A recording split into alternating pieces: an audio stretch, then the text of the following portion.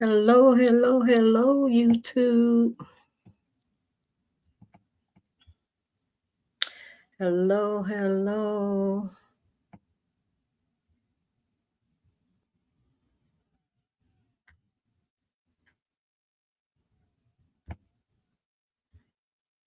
Hey, Miss Judy. I don't know if you're still in here, but hello, hello, hello. I hope what I gave you today, you were able to find it. YouTube wouldn't let me type in the stores, I think is what it was. Wouldn't let me put the name of the places. Hey, Terry. Hey, bro. How you do? Thank you for coming in. Trying to see who all is still up. It's kind of early. Not for sure if anybody else is live. I tried to check to make sure I didn't see any of the heavy hitters live. Where I can still at least 5 of their people, still at least 5 of their subscribers, just to come in, have somebody to interact with. I know I haven't been on in a while. A lot going on. Life is lifing. I did think that I was going to have to reschedule this one because things are just, happening. And, stuff happens out of our control, of course. And we just try to, make the best of it. But I'm dealing with a lot myself, health wise. My daughter's dealing with a lot health wise. I've been kind of in my feelings. I've been in my feelings, but I'm trying not to, stay there. I'm trying not to. I was a little depressed today, though. I'm gonna be honest, a little depressed today, but I'm trying to push through. Trying to, speak life and speak, positivity, because I know words have power. Our thoughts and words have power. Thank you so much, Terry Bro, for the disclaimers under the Section 107 of the Copyright Act of 1976. Allowance is made for fair use for purpose such as criticism, comments, news, report, teaching, scholarships, and research. Thank you so much, bro, because I am going to be discussing somebody else's situation. I ain't talking about my situation as much today. Hey, I'm Chosen Sis. Thank you for coming in. How's the grandbaby?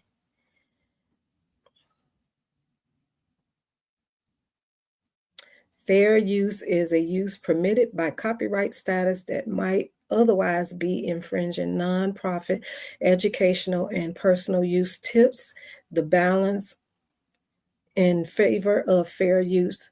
Thank you, thank you, thank you, bro.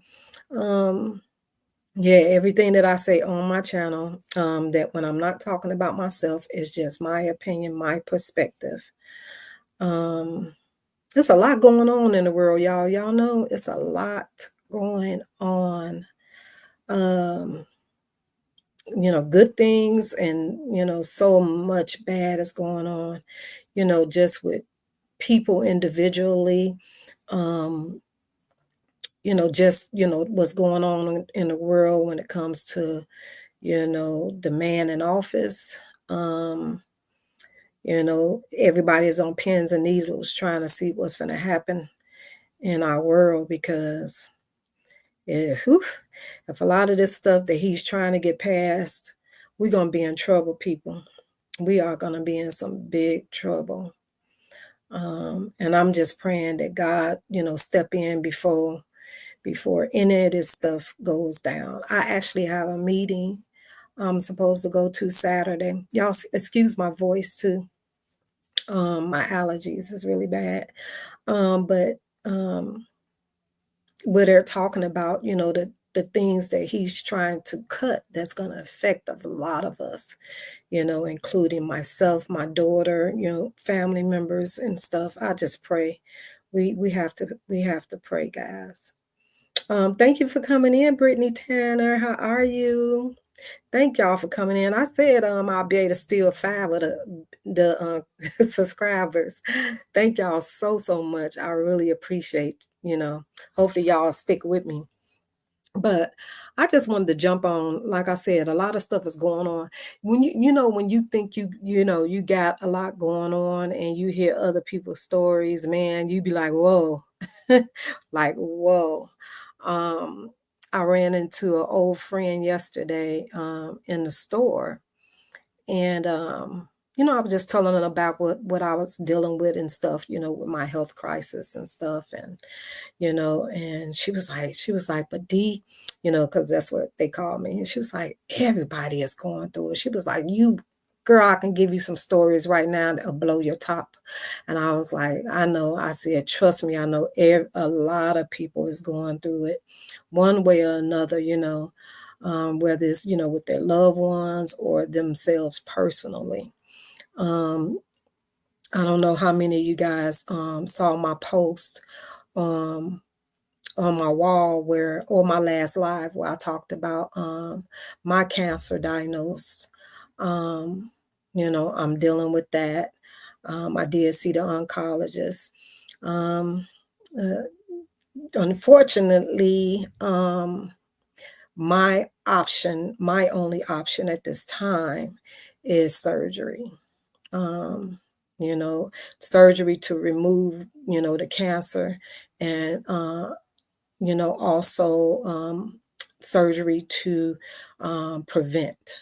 They want to, remove a lot of things that could come down the line as cancerous because there's so much going on within my body that, it's not showing it in that area right now, but it's suspicious in those areas. So yes, I am gonna have to have surgery next month.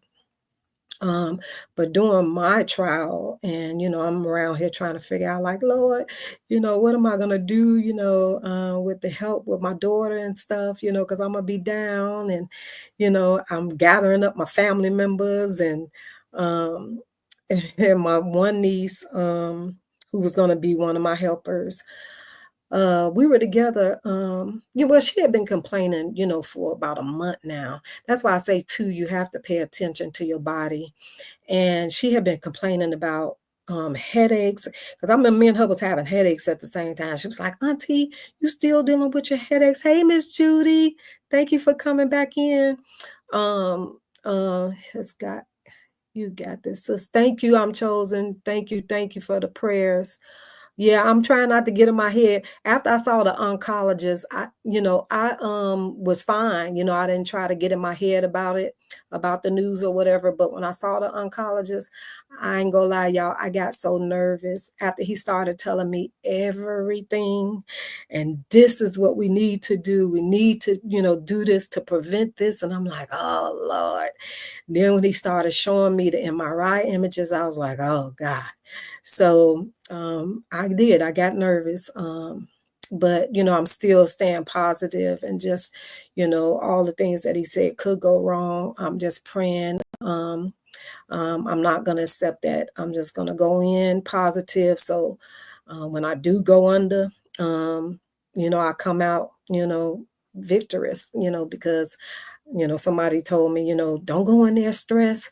You don't want to go under stress, because that's what causes situations. So I'm going to make sure I stay positive.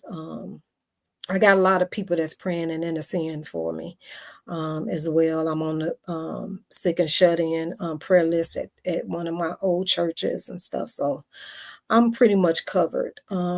But my niece, guys, she had been complaining about her head was hurting. She had just had a procedure with her eyes. And then she just been complaining about her arm. She kept, we were together a couple of weekends ago. She was with me that Friday and that Saturday. And she kept saying, man, my arm is killing me. And I was like, you need to go get that checked, get an x-ray or something, go to the ER or something, because, you go to the doctor, you tell them, but, if they ain't taking no, test or anything, you're not going to really know.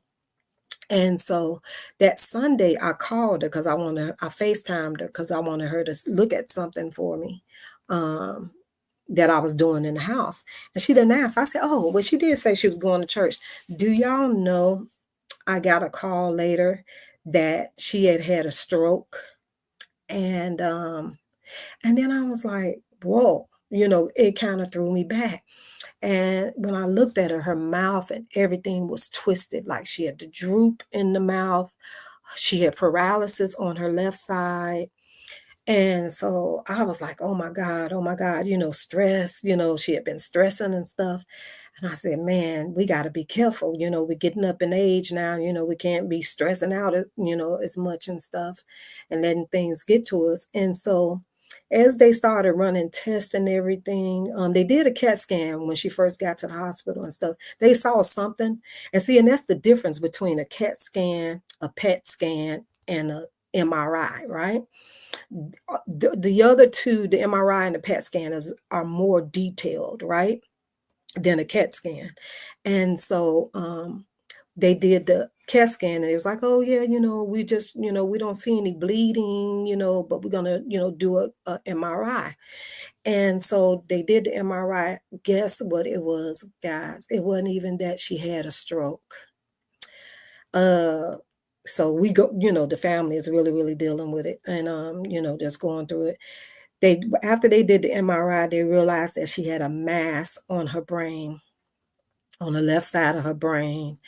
And it was triggering. She was having silent seizures because what happened that Sunday morning, she was folding clothes, she said, and the only thing she remembered was taking a pallet of clothes and her husband's clothes, and she set them, I think she said, on a dresser or the chair or something. And that's all she remembered. When she came to, she noticed her face and she couldn't move her left side. And the power of God, right? She, her husband wasn't at home. He was away, helping a friend out with something. And the grandson was with him. The oldest grandson was with him. And then her daughter was at work. And so she was at home by herself. And so do you know she drove herself to the hospital? And Cherry malformation sounds like the symptoms my friend has. Yeah, I don't know the name of the mass, Miss Judy, but she has the it's on the left side of her brain. And so of course she's probably gonna have to have surgery. They didn't do surgery in the hospital because when they said that it was triggering the seizures and that she had been high, because at first they thought she had a prior stroke before the one that they thought she had on that Sunday. And so, but what it was, because they saw something that, that shows suspicious, like it was a prior stroke before then. And so, but they found out it was the mask, and it was triggering silent seizures, which we all know are very dangerous. Silent seizures can take you in your sleep, you know what I'm saying? Because you won't even know that you're having them. And no one around you would know that you're having it. And so God is good. And so yeah, so they found out, so they put her on the seizure medication. She's on seizure medication now. She's so hurt because she can't drive anymore. They told her she can't drive. So she's just like, oh no, so she'll be finding out soon once she goes to the I don't think they didn't do any biopsy or anything, so I don't know if the mass is cancerous or anything, but she goes to her neurologist, I think next week, so we'll know what her outcome is going to be. Yes, Brittany, it was scary, scary, scary. So, so we're just praying that God, does his big one when it comes to all of us. My daughter is dealing with the seizures. She's on another 2 medications. Oh, Lord. which is a total of 6 medications. I am so hurt about it because I'm like, gee, and I requested to them to do an MRI on Sade as well because she hasn't had one in 5 years. She's had CAT scans, but she haven't had an MRI. And so I'm just curious, because she's on a lot of medication and she's on a high dosage of it. So why is she still seizing? So I'm concerned. So I told the doctor, I said, well, I, want to do an MRI because I just want to see if something new is going on. Because even with my niece, y'all, how about her son? He's incarcerated, her middle son. He's incarcerated. And how about he has a mass on his brain, y'all? So I'm like, okay, is it genetic? Where's this? What's causing this? You know what I'm saying? Because how could a mother and a son be dealing with a mass on their brain? I don't know which side his is on, but I know he's been having issues with his vision. I think they did surgery with his vision or something, just like his mom. I think they thought it was cataracts or something. So, but isn't that something to have 2 family members, but it's her son that's dealing with the same faith as her. So they said that he's supposed to be having brain surgery. So when I tell you life be life, and y'all, that we have to be grateful and thankful, for seeing another day, waking up and just seeing this side of heaven, because it's a lot of people that's dealing with a lot of stuff. It's a lot of people that didn't get up this morning, that didn't get up yesterday, which is one of the things that, I didn't want to come on here crying. I didn't want to come on here, complaining or, just putting it in the atmosphere of anything happen. I'm just still going to trust and believe that God is still in control, that he said by his stripes we are healed, that he's going to heal my baby girl. He's going to bring me through my surgery.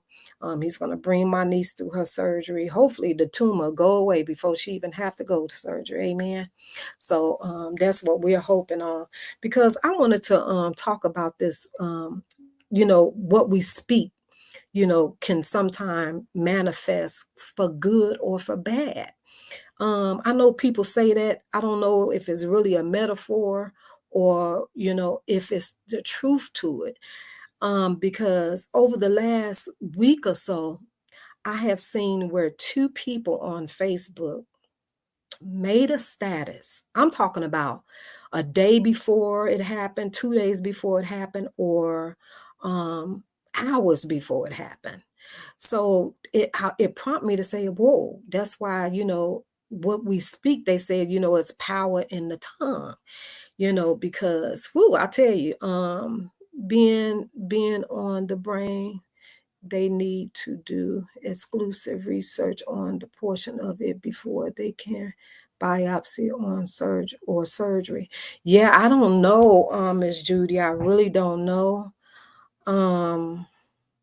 Yeah, she's gonna talk to the neurologist on next week, so he'll tell her what his plan of care is. With me, mine is just stage 1, so I'm pretty, sure that they can get what they need to get and be, I'll be done and over with it.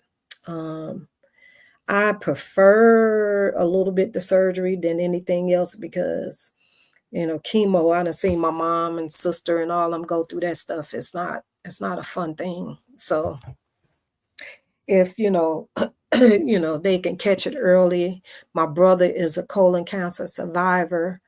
My uncle is a prostate cancer survivor, and they're survivors because, not only God's, choice, to have them still here, but they caught it early. So, early detection is key, I believe. So, but I wanted to share with y'all this story of this young lady. She's a business owner, right? Let me pull it up and then I'm going to share my screen, y'all. Hold on.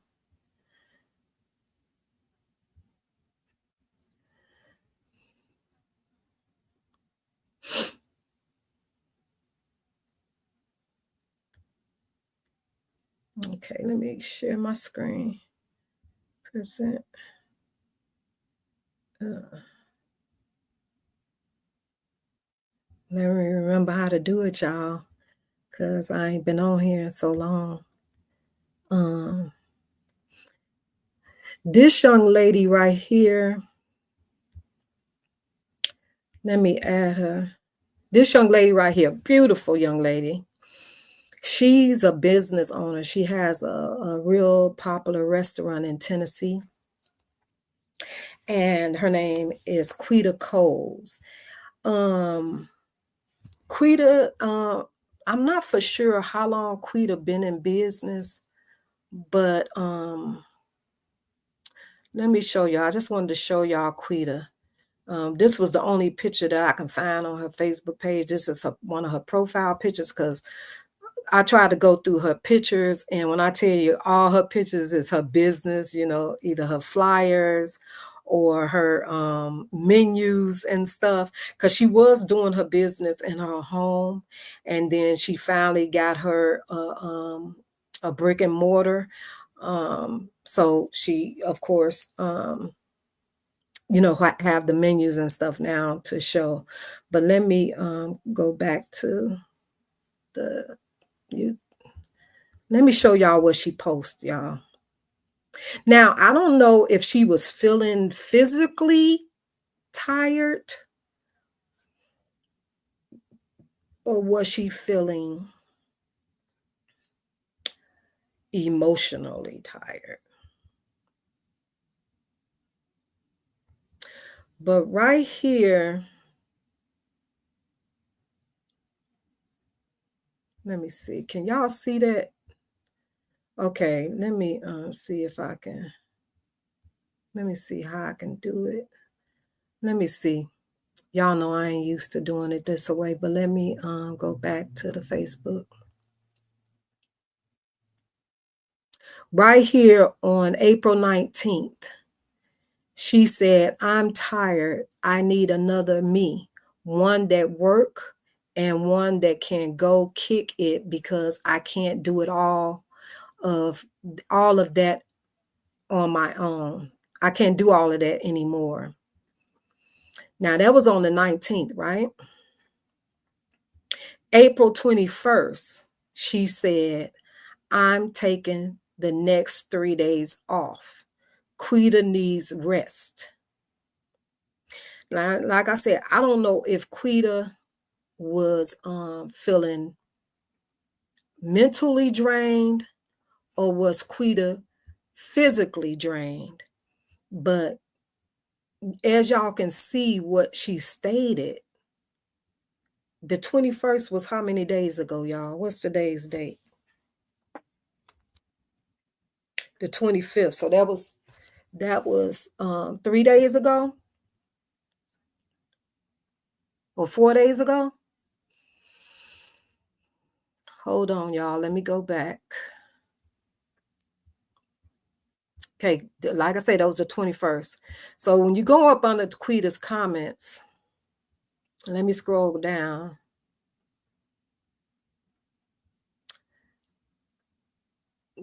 People saying, "I love you so much. Damn, friend. I didn't know you were talking about this kind of rest." No, y'all playing.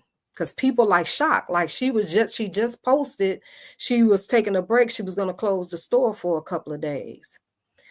They said, see, this is where her friend said, "You wasn't talking about this kind of rest. And I love you, cuz. Come back." No, we're going to miss you, QC. Damn, man, we're going to miss you. This shit hurts, breaking my heart. So, long story short, Quita passed, y'all. Do y'all believe Quita spoke this into existence? was Quita speaking because Quita was tired physically? Because I don't know what happened to her. I don't know if, she was in a car wreck, she was, passed away in her sleep. Nobody has said what happened to her. But I was blown away because not only Quita spoke this and this happened, it was another young man here in Chicago. Let me remove this. Another young man here in Chicago. Let me see, did I send his stuff to me? But this one young man, he said on a post a few hours before, he said, "Oh, man, I think I'm speaking verbatim." He said, "I want to is this him right here? Andre. Yeah, hold on. I think this is it right here. Andre. No, that's the video of them showing him. He was in the store.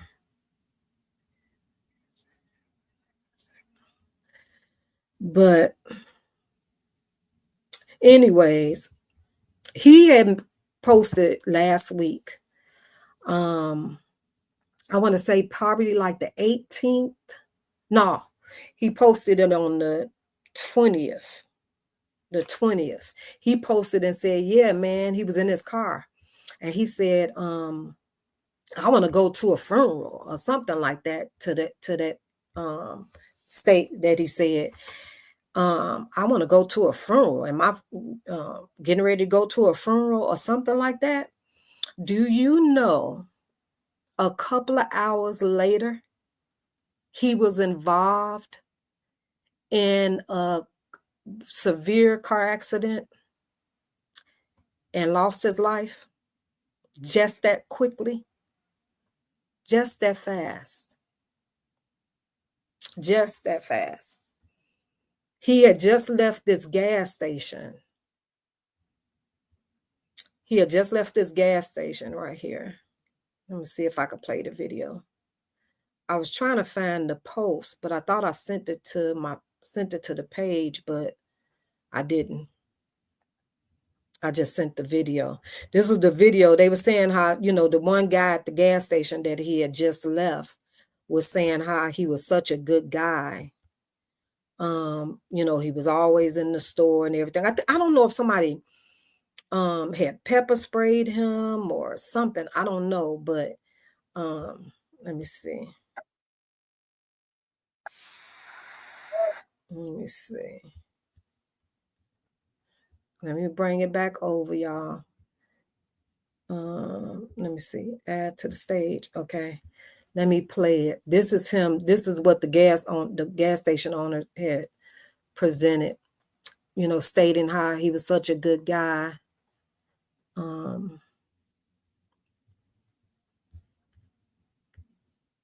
This was right before the incident happened.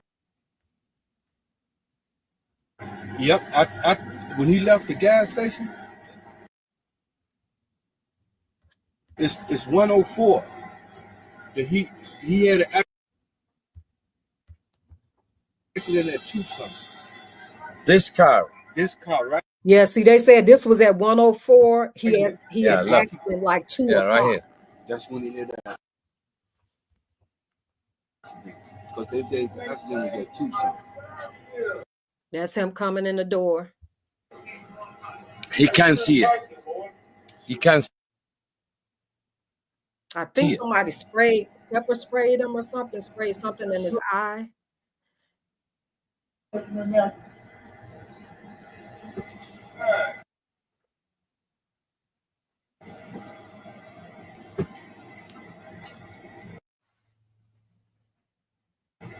طول محمد قال والله لا. I don't know if it's their audio was skipping like that, or was it mine?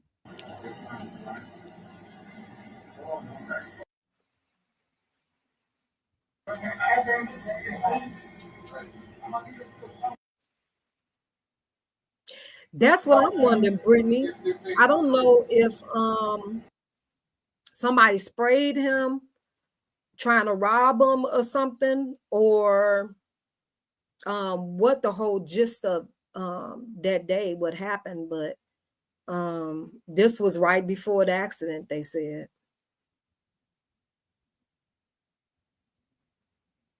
I don't know if somebody was after him, they sprayed him, he came into the gas station, then he went back out, got in the car, and they continued to chase him, or what actually happened. But yeah, but he was killed in a car wreck. But just crazy how an hour or two before any of this, he had stated in his car, like, yeah, I'm going to a funeral. I'm gonna go to a funeral, you know. Um, and boom, who knew it was gonna be his, right? Same thing. People was in his comments saying, man, we didn't think it would be yours, we didn't think that, you was gonna leave us like this, a few hours later. So I'm just, it's just, puzzling to me, crazy to me about, you think about people saying the saying that, you know, the tongue is a powerful thing. It's life and death is in the power of the tongue. That's why you have to watch what you say, what you put in the atmosphere. Because it can your outcome can be good or it can be bad, whatever the manifestation, of what you're saying, come to pass. Isn't that crazy, Brittany? And I know I'm all over the place, y'all. I done talked about myself, my niece. But this is another story, y'all. Hold on. That was crazy to me.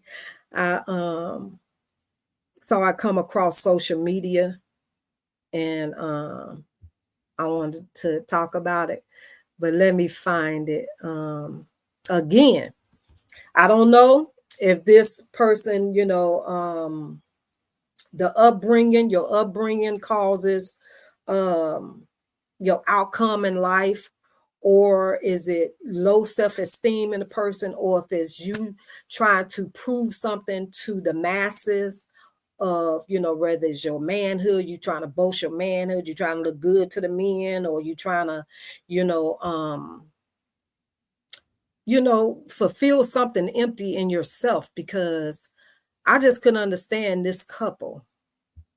It was crazy to me. I just can't see myself being that desperate. You know what I'm saying? Wife.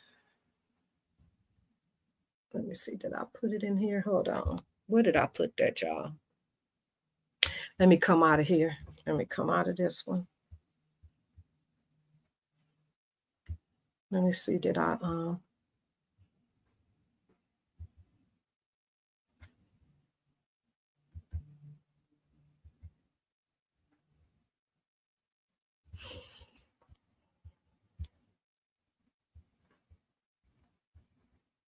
Okay, here we go.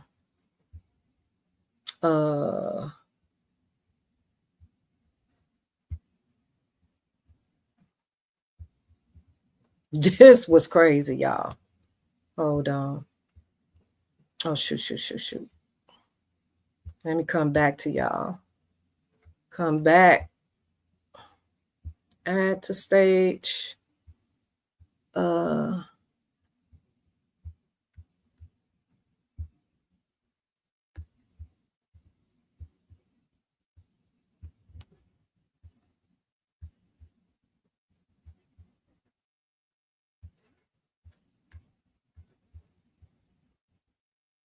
Let me see. Can y'all hear it? Oh.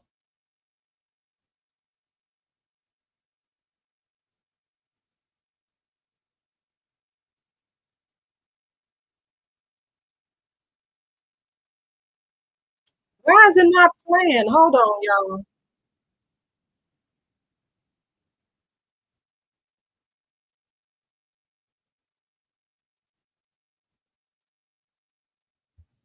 Why is it not playing?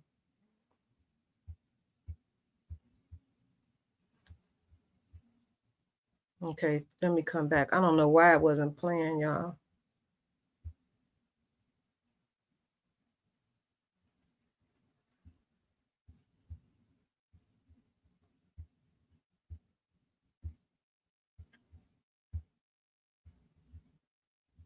Mm. Oh, okay, okay. I need to remove the other one and present this one. Y'all know I ain't been on here in so long. I'm lost.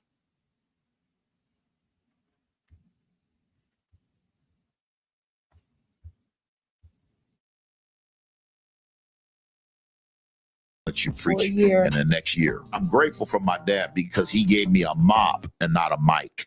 We've been pastoring now for 20 years. This year, we started in the flea market with 37 people. Yes. Now we got over 10,000 members. God's been good. He's been good. Part of the problem with a lot of people, they're looking more for Let me give y'all the backstory on this couple right here. I haven't heard the whole thing, but this is on this podcast that's called Future Wife podcast. And this couple was on there a couple of days ago. He's now a pastor. I think I don't think he was a pastor when they first got together. I think they've been together like 30 something years or something like that.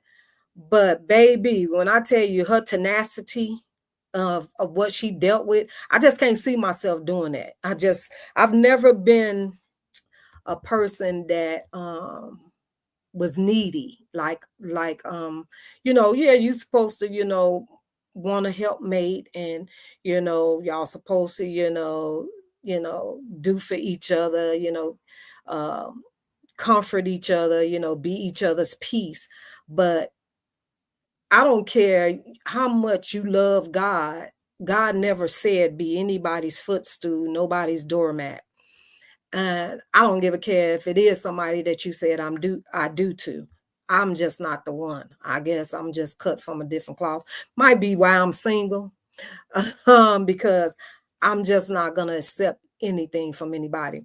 My self-esteem has never been that low. But this lady right here, y'all, ooh, Charlie. Let me play some of the video for y'all. What she tolerated from this man.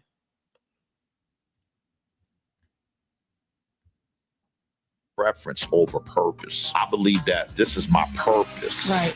Get an opportunity to talk to guests that have some sweat equity, some history. They walk their marriage vows out for richer, for poor, for better, for worse, through sickness and in health. I love it when I see the real tangible lived experience of a marriage that has transcended decades. So today's guest, I take it as an honor to sit down at their feet and glean from their insights. Without further ado, welcome to the Dear Future Wifey podcast. My homie, Dear Reginald Future Steele, Wife. Yeah. and his beautiful wife, Kelly Steele. How y'all doing? We're Oh great. man, we're honored to be Honored here. to be here. Yes, indeed. Listen, Reg, it's been a minute. We've been It talking has. about this for about a We have. year now, since last August. Yep, absolutely. And think about how intentional God is. He has you recording this episode. We talked about other dates and all that, talked Sure. about doing a podcast at your church. Yep. Mhm. Yep. And today we're recording it on March the 13th. Right, And today is significant. Why? because it is our 32nd anniversary. Yes, today. 32 years today. 32 years today. We walked down the aisle. Hmm. Even though he was an hour late, He was an hour late. he showed up. Reggie. Let me tell y'all, this dude ain't no way he cared for her, because he been disrespecting her from day one. She said that they were high school sweethearts, or they met in high school. But this dude, there is no way he can say that he loved his wife or was in love with his wife, because he had no respect for her. The only reason why he was, was able to do, because I feel that you teach people how to treat you. You allow people to do things to you. You know, you ain't got to accept that crap. I don't care if it is your husband. No. But she, I don't know. I'm just blown away that is women. And she's an older, you know, they look like they probably like in their 50s, you know, middle 50s or whatever, that will tolerate and accept something like that. You'll see that from the new generation now, but this generation, this lady allowed him to play in her face, and he knew that she was, you know, looking at it from God's eyes, you know, or God's point of view, or what the Bible says, how you're supposed to submit to your husband and all that stuff. Hold on, y'all. Let me stop my daughter food.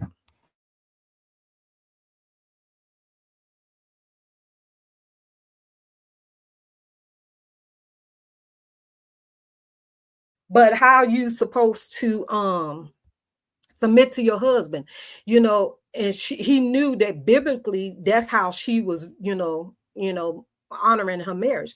But at the same time, she was stuck on stupid, okay? Because that's why he was doing the things that he do. And still to this day, I don't believe that he really still cared for her. He's only there in the marriage for convenience. Listen to him, y'all. Hold on.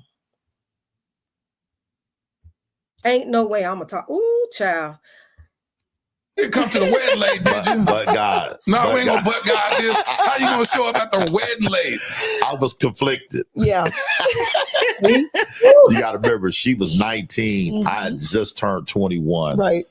What's up, Lit Fam? This your boy, Latera Sar Whitfield. Less than 24 hours prior. Why do you think that is? You know, I won.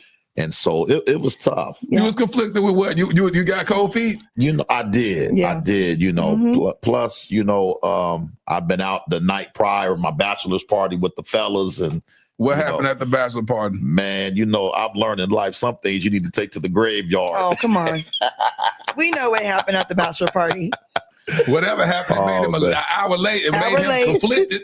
And I kept on paging him. Right. 911. Yeah, Because there was pagers back then. Because you got to remember, this was 1993. Yeah. And my mom even came to me and said, Kelly, sometimes these things happen. But I know he'll show up. And he showed up. So you said you knew. She made excuses for this man. Everything he did, she made an excuse for him. And that allowed him to continue to do the disrespectful stuff. Did y'all hear what he said? He was late to the wedding, an hour late. Then he said from the bachelor party, he literally said, because he was doing some things he ain't had no business doing. Like he said, he gonna take it to his grave. What did she do? She made an excuse for him. And this has been going on throughout their relationship prior to the marriage. I wouldn't have never married him. And it's still, you could tell that it's still going on to this day. He's literally gonna tell you what I just said. Listen to it. Hold on, y'all. Ooh, child, I can't. I don't know. Couldn't be me, Lord. Knew he was gonna show up. Absolutely. Why? Because I know my man. I knew he was just, out late last night, the night before. And I just had no doubt. So Reggie, take me back to that moment. You were how old? 21. 21. So you're 21 and you had some extracurricular activities the night before, which I always think is the craziest thing that we normalize before we get married. We normalize having the strippers. We normalize saying, hey, get your last piece before you say I do. And now you're bringing that into your covenant, trying to unravel what you just did the night before you take this the most beautiful step and create a covenant with a woman, but you bringing that into it less than 24 hours prior. Why do you think that is? You know, I think that how sometimes we're wired, even as young men, you're going to have what I call human moments. Yeah. Even the Bible says in Isaiah 40:30 that young men would utterly fall. Right. So let's just say I was fulfilling scripture. See, and that's what makes people, you know, that's the type of crap that goes on. People use the Bible and God for their convenience. If you was really living the scripture, that crap wouldn't have never happened. Talking about no, you did it because you wanted to. It wasn't because it was something that was always told that people do. You didn't have to be that statistic. You didn't have to be one of those statistics to say, oh yeah, let me fill my royal oats before I say I do. No, if you had respect for your future wife or your future husband, or your, you know, you wouldn't have never he wouldn't have never did that. It wouldn't have been no lines crossed. It should have been strictly fun. You know, we having a good time, and that was it. He made excuses. Everything he did, he made excuses, and then want to fall back on the scripture. That's bogus.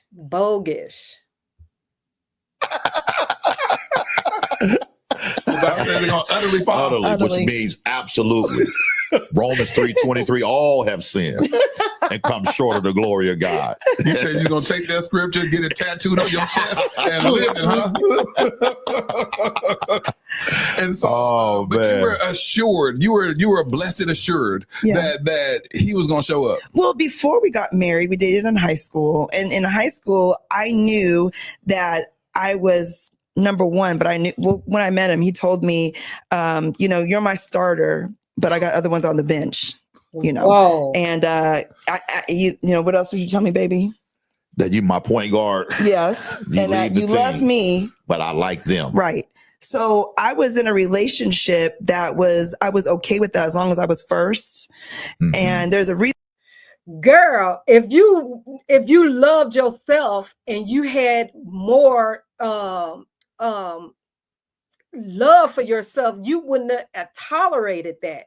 What's so good about being, you want a cookie for being his first or being the first? You wasn't his first, I'm sure, obviously, because we could tell he was a dog and still a dog, but because he was your first, you're gonna allow him to walk over you and dog you and just dish you anything because you the first?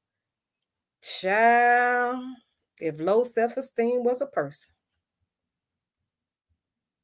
Reason for that, I want, you know, the women to know out there, I didn't know Jesus. I didn't, you know who I was. Would you say, babe, I had no value? No, you had no value. You had no worth. You no value, no worth. He said you didn't know your self-worth. Right. That the guy that's interviewing them, he throwing shade by, you know, he let her know, boo, you need to love yourself better than this. You didn't have to tolerate that, and you shouldn't be. He literally throwing shade, truthful shade at that, letting her know, girl, really? Because ain't no way that should have been going on. You shouldn't have been giving him that leeway to walk over you like that, girl. If you don't go somewhere and get your mama, yeah, you wouldn't do anything before your marriage to your soon to be wife. Unbelievable. Yeah, that's what I'm saying. He trying to throw it on traditional. That's what they say, you know, happens at bachelor parties and all that stuff. No, only for the dog men. Because a man that really truly loves his wife, or his soon to be wife, and has respect. And I'm not even gonna say put love in it. I'm gonna say respect, because there is no way you can disrespect somebody you claim you love. You know what I'm saying? No way. Yeah, desperate. And I don't know so much if it's desperate. I just think she got low self-esteem, or she was conditioned. I don't know if this is a trauma bond relationship, because he says some things that, like, what his grandfather instilled in him, or his father instilled in him, things that they did. Like the mama was at home barefoot and pregnant with the kids, cooking, you know, washing their dirty drawers. You know how the folks used to do back then, the grandparents. And while they were out sowing their royal oats, he even said, I don't know if it was him or his father, went and stayed out for the whole weekend, came back home like he ain't did nothing. Like, really? He went and stayed the whole weekend, Brittany. Yeah, laughing in her face. Man, ain't no way. Ain't no way. But wait till you watch. Listen to it. Hold on. You know I'm stopping and giving my commentary because it's somebody else's stuff. I'm not gonna play the whole video. If y'all want to see it, y'all can go to the podcast and finish looking at it. But I just wanted y'all to hear the just, oh my God, the low self-esteem of women. Hold on. Right. I'm 17. Yeah, of so course. I'm a teenager, and I was preconditioned to think this way because my mother divorced my father for infidelity, and I'd always thought if you could just forgive him, our family would stay together. Oh, that's deep. So that was not a deal breaker for me, as long as I knew about it. Now he knows if I found out about it, we'd have a problem. But if he told you in advance, you'd be okay. Yeah. So if he said, hey, listen, tomorrow I got this little shorty lined up. I'm going to go run through and I'm going to smash it. I'll see you the next day. He would never say that. It was usually after the fact. Yeah. Whoa. Hey, I had a hiccup last night. Just heads up. Yeah. You know. You were saying Excuses. He knew she was going to tolerate that because ain't no way he'd have came in and had Al grits on him. I'd have did the Al grits. He'd have had some hot grits on him. I ain't lying. That frying pan, like Madea told doing that movie, them grits in that pan, that's what he'd have got coming up in that dough, saying some crap like that to me. I don't think so. after the fact. Right. As long as he confessed Sure. prior from you finding out, you said that's cool. Yeah. That's okay. In fact, before he married me, he's like, I don't know if I'll ever be faithful. And I said, that's okay. So I walked down the aisle knowing I was marrying his worst, meaning that if he were to do something, the worst would be him stepping out. And then in your marriage, were y'all faced with that? Yes. Absolutely. How soon? Oh, from the gate. Yeah. Yeah. I came from, my Lord. dad had 10 kids by 6 different women. Wow. So I have 6 brothers, and all of us, just kind of womanizers, if you will. Yeah. Exodus 20, verse 5 talks about how the sins of your forefathers Right. will visit you. Mhm. Well, I'm telling you, them demons visited me Yeah. Right. for real. Mhm. And And you need to go get some therapy, sir. You need to go get some therapy. Don't be trying to put it off on your ancestors and your mom and your dad and your uncle and your you can't use that as no excuse. Stay single. Stay your black tail single. I hate men like that. If you know you don't want the commitment, stay single. It's simple. It's so simple. If you don't want the commitment, you know you want to get out here and roll up every pootie on the tree. Stay single. Why bring somebody else into your trauma, your issues? Because obviously he has an issue. Whether it's, he's a nymphomaniac or he just mentally disturbed, or immature, haven't grown up in the head or something. Why bring someone else into it? And then he go find somebody is just as messed up in the head as he is. And then y'all bring children into the mess. So so now that tradition is going to continue.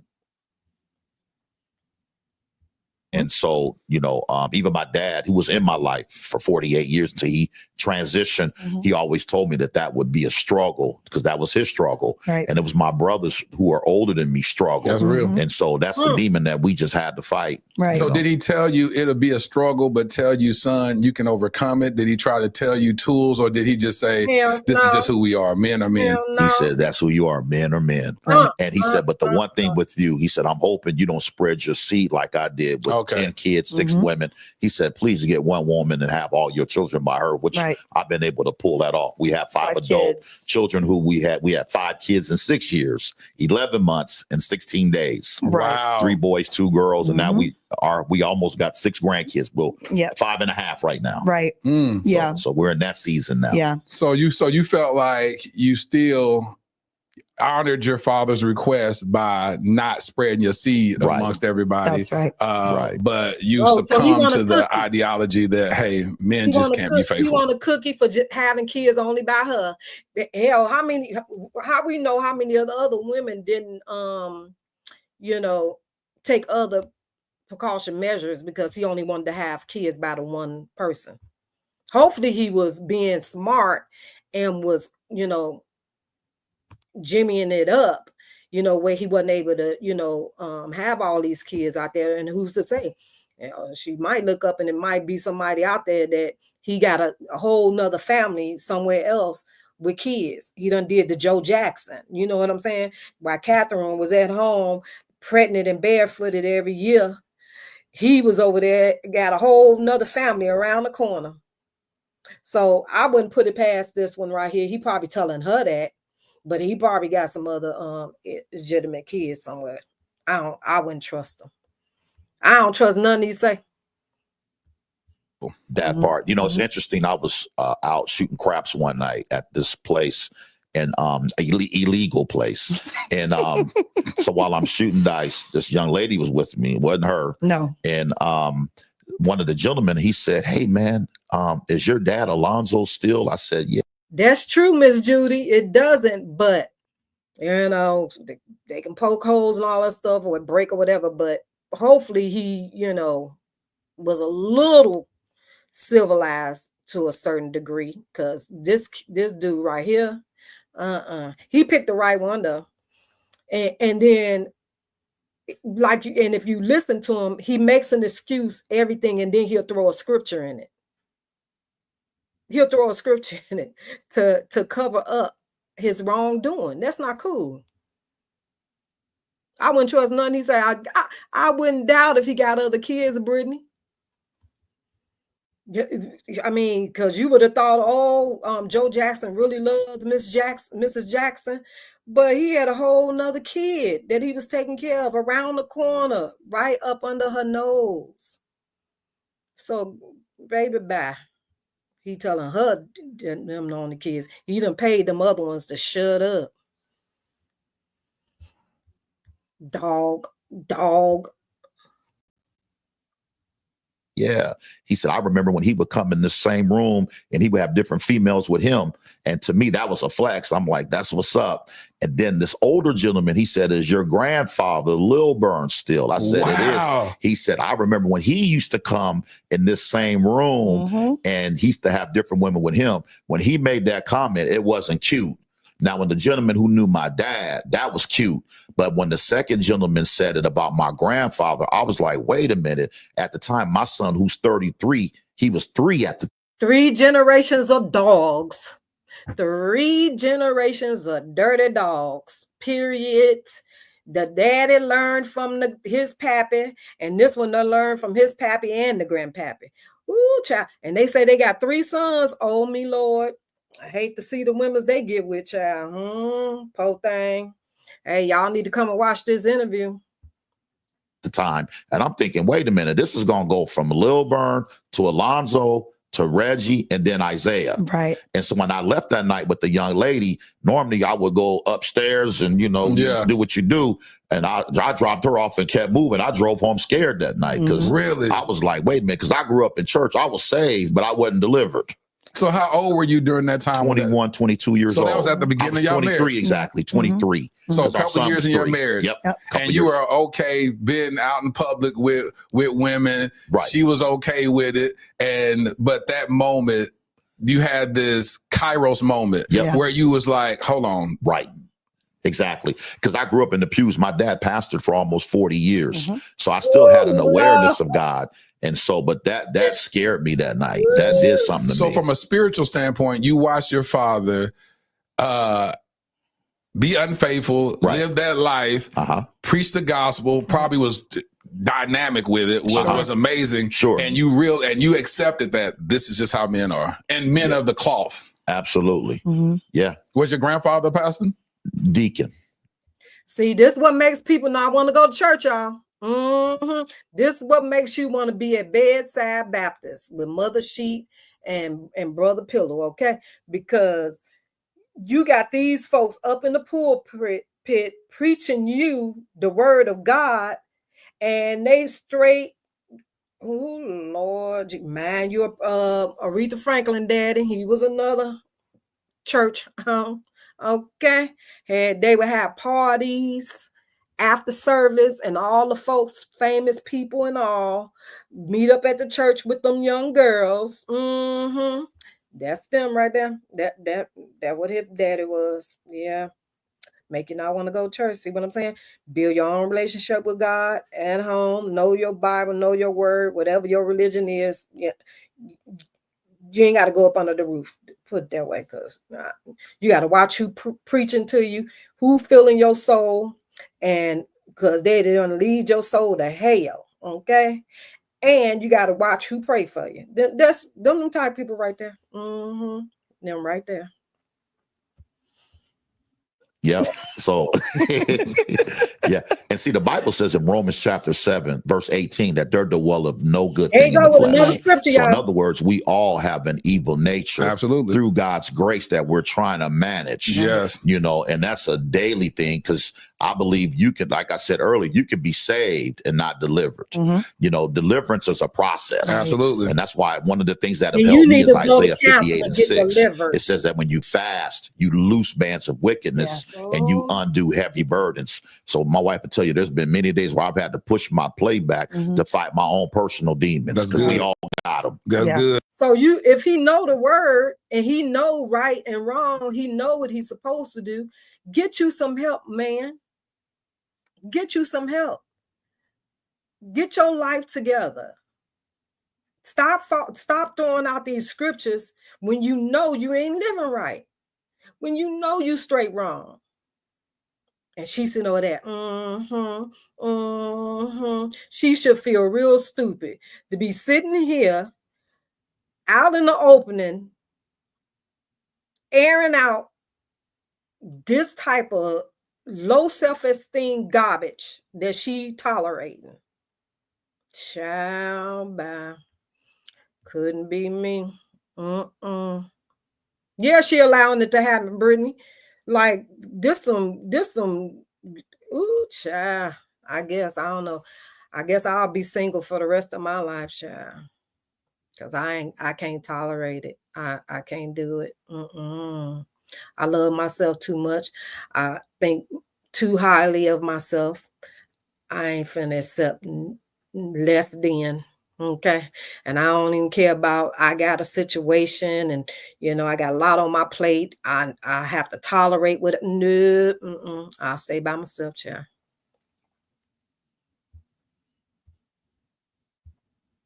Yep. See, what I love about you, Reggie, is that you're 1000% transparent. Right.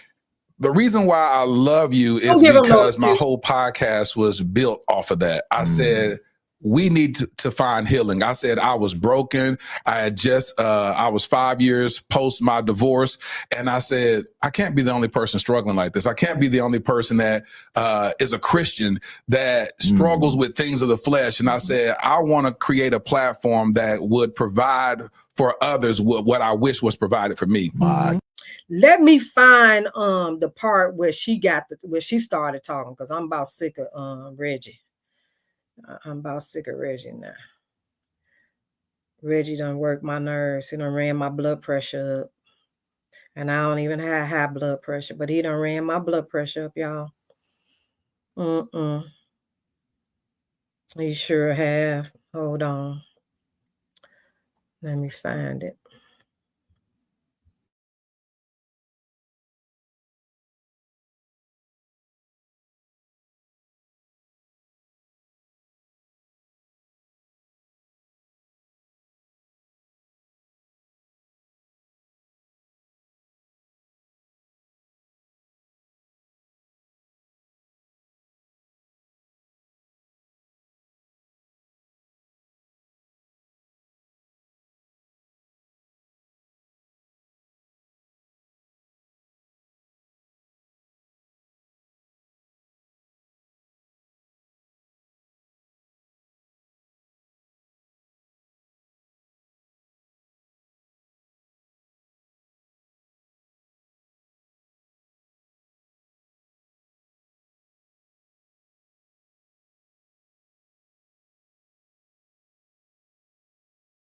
I wanted to be Mrs. Steele.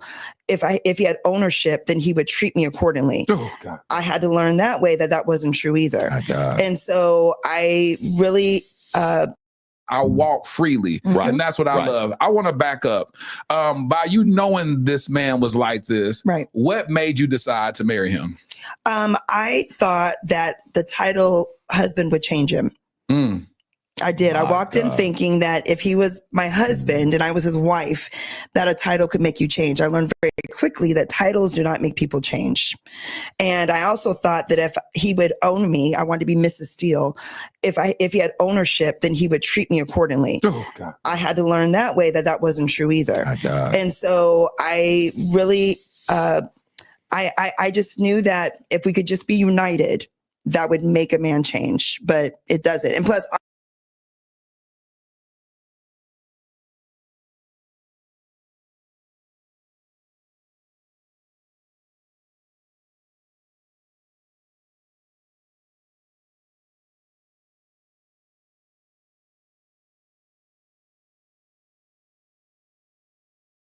I needed to change also. We were two teenagers getting married and I was looking for fulfillment. I was wanting to fulfill a void that I was missing. Of course, that void could only be filled by Jesus. I didn't know that then. But when I found out I was pregnant before we got married, I ended up getting kicked out of my house by my parents. They were very upset by me, with me, and was moved into his parents' home, who were bishop and first lady. And I got thrusted from a Catholic lifestyle to storefront Pentecostal tambourine, getting healed, the same 30 people getting prayed for every Sunday church. Facts. And when I was in that environment, I didn't know what was going on. I was the project every Sunday because they were trying to push me down, I thought. And You grabbed by your stomach. And because I wouldn't give in, I have a demon now. And so I was forced into this. So I was the project every Sunday. I was thrust into this lifestyle because when I found out I was pregnant, we were actually broken up during the summer. Okay. We're going to college. I had a full ride scholarship to college for classical piano. He had one for Classical baseball. piano? Yes. Oh, I love that. I was a classical pianist. And so I'm out of state. I find out I'm pregnant. I call him and I said, hey, I've gotten some news for you. 4 weeks later. And he goes, well, I got some news for you.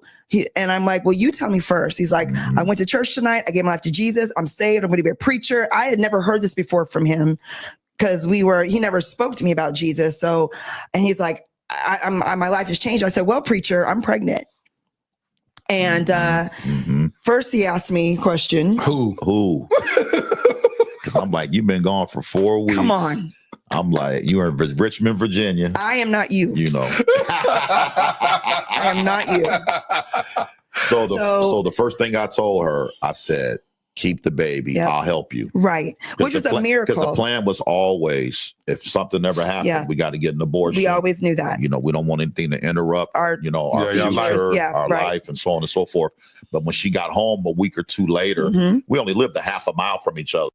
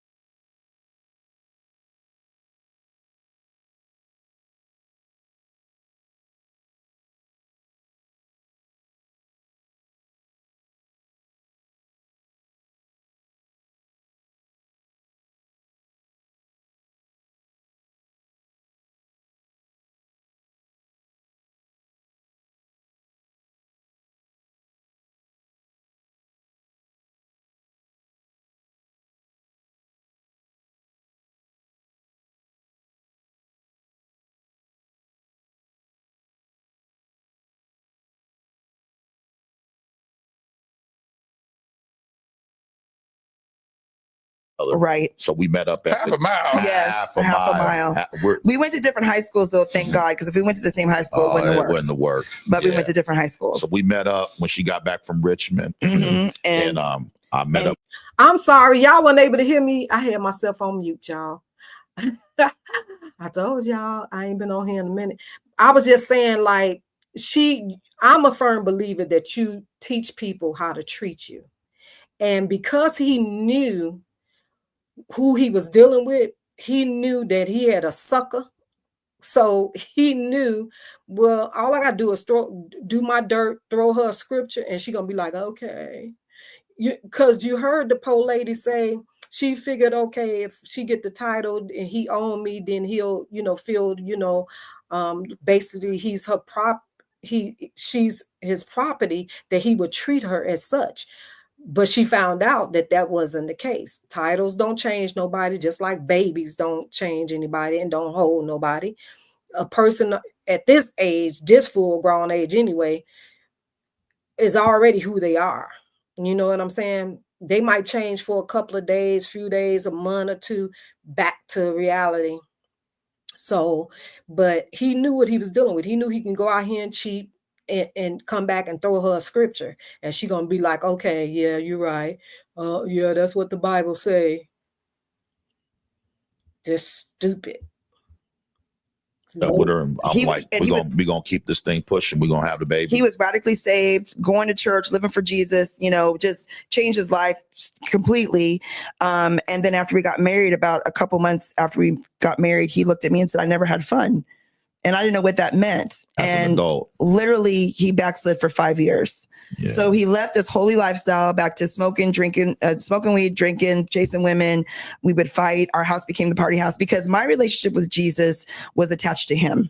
So if he went to church, I went to church. If he didn't go to church, I didn't go to church. And it is a form of idol worship, which I know that now. But he was my connection to Jesus.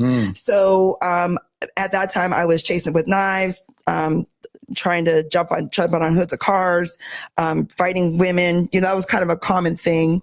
We were living in Section 8 housing on food stamps, having children. And it got so crazy that one day I said, I can't do this anymore because someone's going to get hurt. Someone's going to either go to jail or get killed.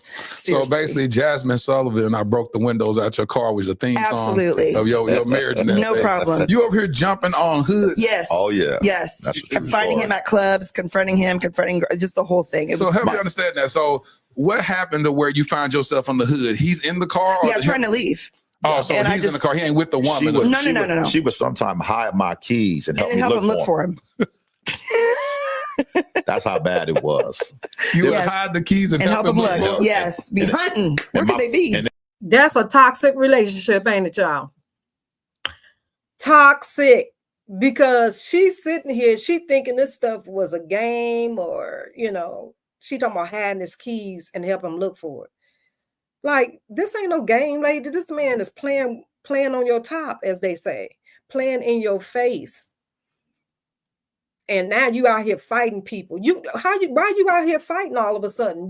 You allowed him to do this since he was 21 years old to you. So why trip now? You've been allowing this. You conditioned him that this was okay. So why you out here fighting now at your big old age, girl? Like, you started this. You created that monster. Well, you helped create him because he was already a monster. He was already set in his mind, and he was already trained and conditioned by his grandpappy and his pappy. He ain't never mentioned nothing about the mama. I guess the mama was just like her, because the mama was allowing the dad to do the same thing to her. Cycles. We see it so much, we seeing it throughout the saga, all that cycles. I just thank God that I was never part of a cycle like that, because Lord knows my mama, she didn't play that, and I was definitely my mama's child, because look, you would have had some upside your head. Like I said, them hot grits, we'd have been singing Al Green. You would have had a pot across that head, Cause no, you ain't finna play in my face and disrespect me now. And I ain't for that cheating stuff. Cause I'm a firm believer. If you know that's how you are and that's what your makeup is, that you know that you can't be faithful, stay single. It's simple. And some people, like they find people like her. You have some people that you can say, hey, I don't want to be, tied down, I want to be able to, do my thing, whatever, and give that person that opportunity to say, yeah, I'm cool with it, or no, but don't marry me under this false pretense, and then you want to go out here and sow your old oaks every time, turn it around. No, because you're not finna have me out here looking like boo-boo the food and, straight poop on my face. People looking at me like I'm around here thinking I got some and I ain't got nothing. Because that's the same thing happened with my last husband, baby. Bye. You ain't finna play with me like that. You got me twisted. I don't think so.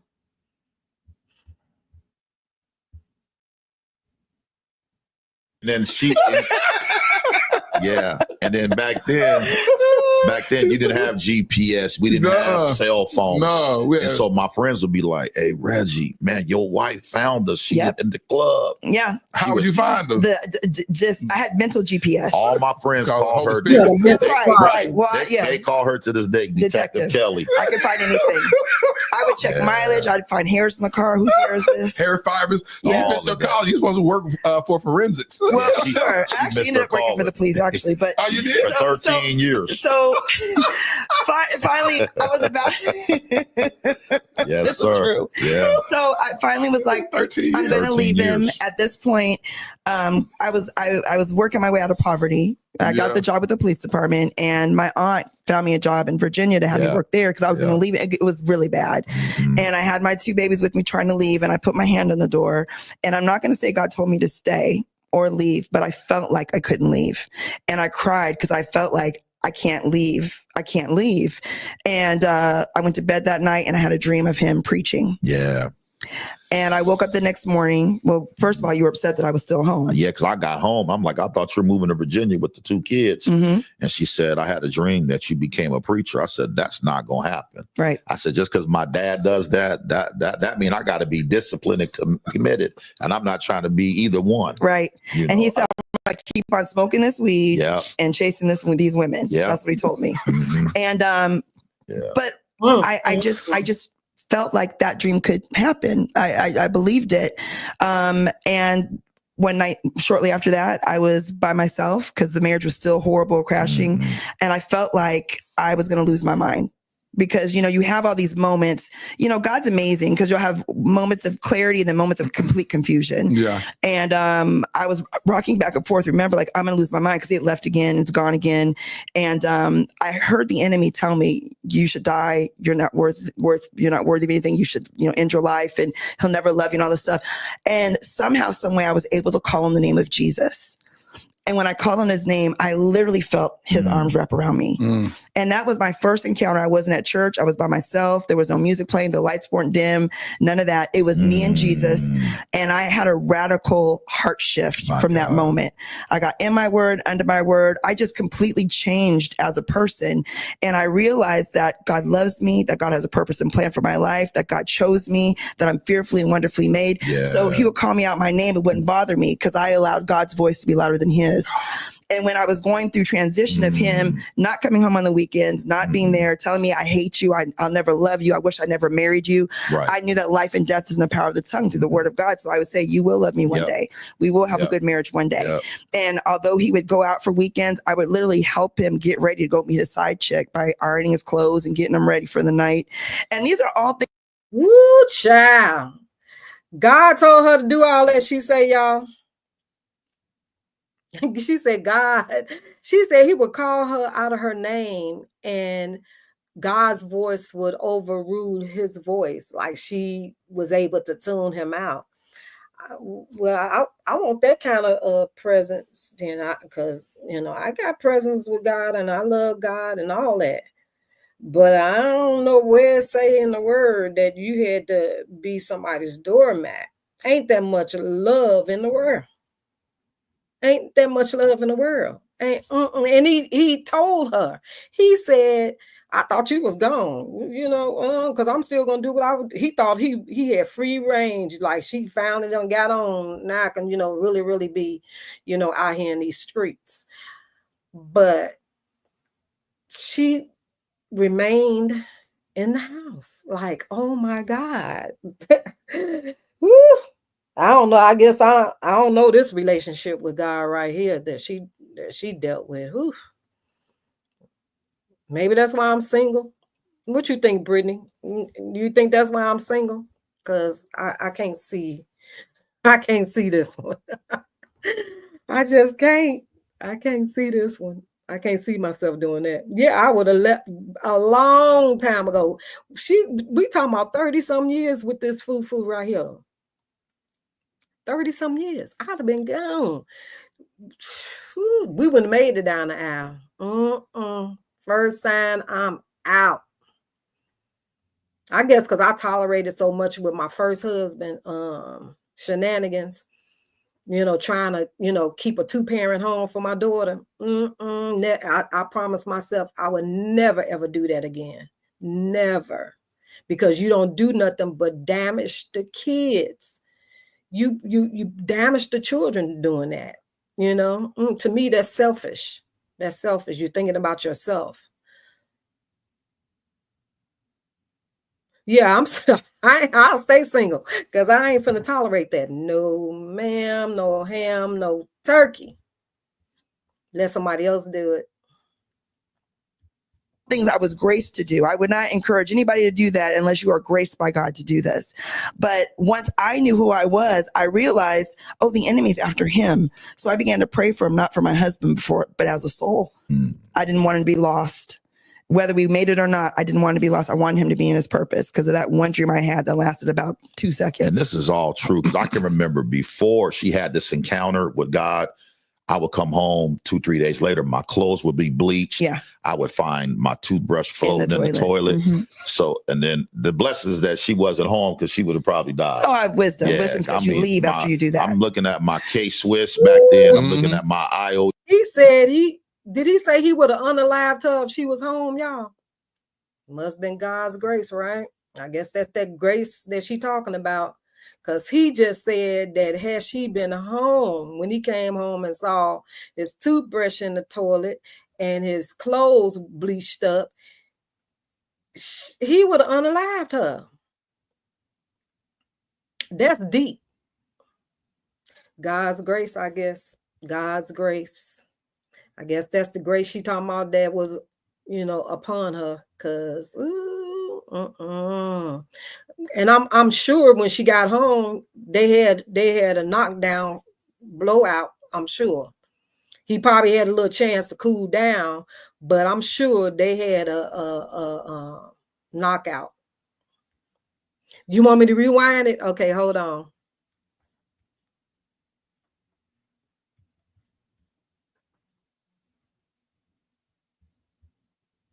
The tongue through the word of God. So I would say, you will love me one day. We will have a good marriage one day. And although he would go out for weekends, I would literally help him get ready to go meet a side chick by ironing his clothes and getting him ready for the night. And these are all things I was graced to do. I would not encourage anybody to do that unless you are graced by God to do this. But once I knew who I was, I realized, the enemy's after him. So I began to pray for him, not for my husband before, but as a soul. I didn't want him to be lost.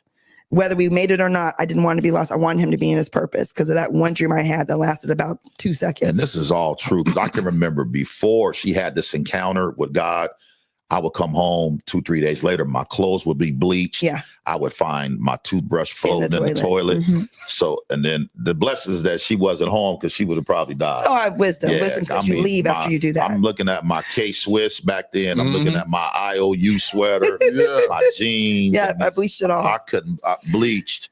And so weeks later, now I'm coming home 2-3 days later. And she's like, what do you want for dinner? Yep. You're like, I don't know if I'm gonna eat that. You're gonna poison me. I said, she's going to kill me. Right. Now I'm sleeping with one eye open. Yes. I'd You run know his what I'm saying? You're like, you're bathwater. acting too nice right Yeah, there. yeah. What's I'm going on? like, wait a minute now. You know, 'Cause the worst- I've been gone for 72 hours. Yes. Why yes. you treat me nice? Right. You want to, and then I'm looking to make sure she don't throw grease on me. Right. You know, Right. all of that. But then I started waking up with crosses on my head. Because the mothers of the church said, pray for him with anointed oil. And I couldn't afford olive oil. So I just got the Crisco at home and blessed it. And I just put it on his head and his hands and his feet. He wake up all greasy. Yeah.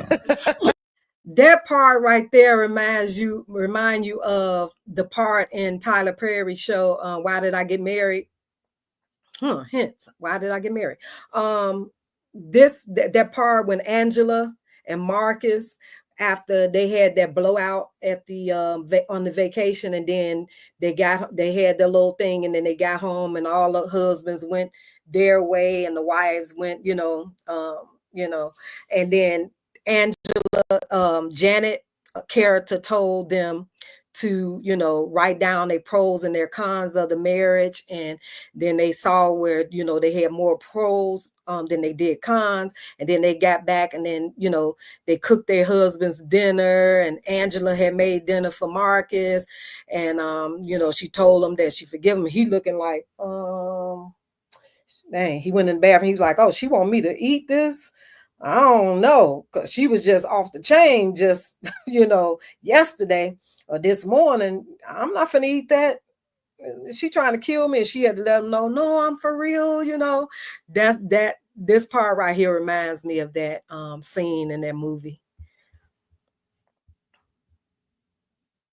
Looking like 3-day-old chicken. Right. Greasy and hungover. He'd be like, what are you doing? And then she would tell me, you gonna preach? I'm like, no, I'm not. Yeah. Proverbs 18:21, of course, says death and life is in the power of the tongue. And they that love it eat the fruit thereof. There That's you go. right. And she So- would speak those And things. he would I'm not go to like, church. No. I would always be there. Yeah. And then he would call me a holy roller. Then he'd get me mad, and then I'd end up cussing him out. He'd be like, where's Jesus now? It just been a devil in yes, your Right. yes, he was. So Reggie, when you were hearing her say this, and this is conflicting with your spirit, because of course she's battling against that the evil spirit that's inside you. She's warring against that. Yeah. What in your subconscious? Because there's always moments where in the Bible it says the prodigal son says, and he came to himself. Right. So in those moments where that battle is taking place, what were you thinking internally? Even though your mouth may be uttering, "You crazy, you this," but the words that you weren't saying. Can you go back to that moment and tell me internally what were you saying? What were you seeing her as? I saw her as the enemy. Right. I was like, wait a minute, I'm gonna stay black and die, like she said, and chase women, smoke weed. That's where my mind was, because I've been overtaken. Yeah. I was having fun. Even the Bible says that sin is good for a season. So I was having a phenomenal time. The last thing I wanted to be was connected to her, connected to the church. Right. Because then that's work. So why did you stay? Why were you still coming home? Because I had 2 kids. Well, then by that time we had 3. I was always a phenomenal father. I was a horrible husband. Yeah, he was. But when it came to my kids, you know what I'm saying? And so you looked at being outside the home as a failure. But you had to stay in the household, Right. no matter how you showed up as a husband, but you wasn't going to relinquish your responsibility as a father. I would tell her all the time, I'm not going to let another. I had 2 daughters who are right now 31 and 29. And I always told her, I'm not going to let another man come in here and feed my children, my daughters especially. That's not going to happen on my watch. So I just said, well, and plus I came from a 2-parent home. Even though my dad had 10 kids by 6 different women, he married my mom and had me and my 3 sisters. Right. So before that, he had 6 kids. Yeah. So coming from a 2-parent home, that's all I knew. So I'm like, we just going to work this out. So I came from dysfunction. And that was our normal. So there was even one time one of his girlfriends came to my job to confront me because she found out about me. And I'd be like, chick, I'm the wife. But anyway, she asked She came to confront you because she did. found out She about found you. out about me. She had to explain to her, And I said, worked 2 jobs. I go, why would I get rid of him? He works He works 2 jobs. Sometimes you can't afford divorce. I'm like, he's making rent. We got to work this out. Again, a marriage of convenience. I said that earlier about a marriage of convenience. The marriage was probably convenient for him. He felt that it was cheaper to keep her. She felt, hey, I'm not going to be able to survive or make it with all these kids by myself. So I'm going to deal with his nonsense and stay with him so that I'll have a father in the home and the kids would be able to, you know, I will be able to take care of the kids because I'm not going to be able to do it by myself. So I'm going to deal with this dysfunction of a marriage so that I can live, you know, kind of decent. You know, he figured I'm gonna stay in it because this is what my father did. You know, he didn't leave, you know, my mom, you know, he stayed with the kids, the wife that the woman that he had the kids by and that he was married to. And the other ones had to fend for, you know, his time, however, you know what I'm saying? Just a cycle of dysfunction and just a cycle of, I guess, just wild traditions, you know. Ooh, and I ain't saying I came from a perfect upbringing, but baby, because I was raised by a single mama. But when I tell you my mama didn't take no nonsense, and I guess there's a why, you know, I grew up in a single home because my mama didn't take no nonsense from no man. Not at all. So yeah. And you know, and a lot of my siblings, we're different. You know, a lot of us, you know, some of us would tolerate mediocre from people, from men, their spouses or their significant other. I just never been the one. I guess because I was the baby, I got to see a lot of stuff, and I knew what I wasn't going to tolerate and what I wanted different. You know, so I guess that's, you know, a whole mess. But I'm just gonna play a little bit more of it. I didn't see the full interview, so I'm hearing some of this stuff as I play it for you guys. So I didn't hear all of it, but you can always catch the whole straight through interview if you go to the name of the podcast is Dear Future Wife podcast, Dear Future Wife, and then you'll see it. What is that guy's name? What's the host name? I don't know what his name is, but Dear Future Wife is the podcast. Hey, Latte Eminem, how are you? Thank you for coming in. We was on here listening to this crazy mess right here. I was just talking about the power of the tongue, you know, how we what we speak, our outcome for our lives sometime, whether it's good or bad. What we speak sometime, what we manifest, you know, that comes to fruition.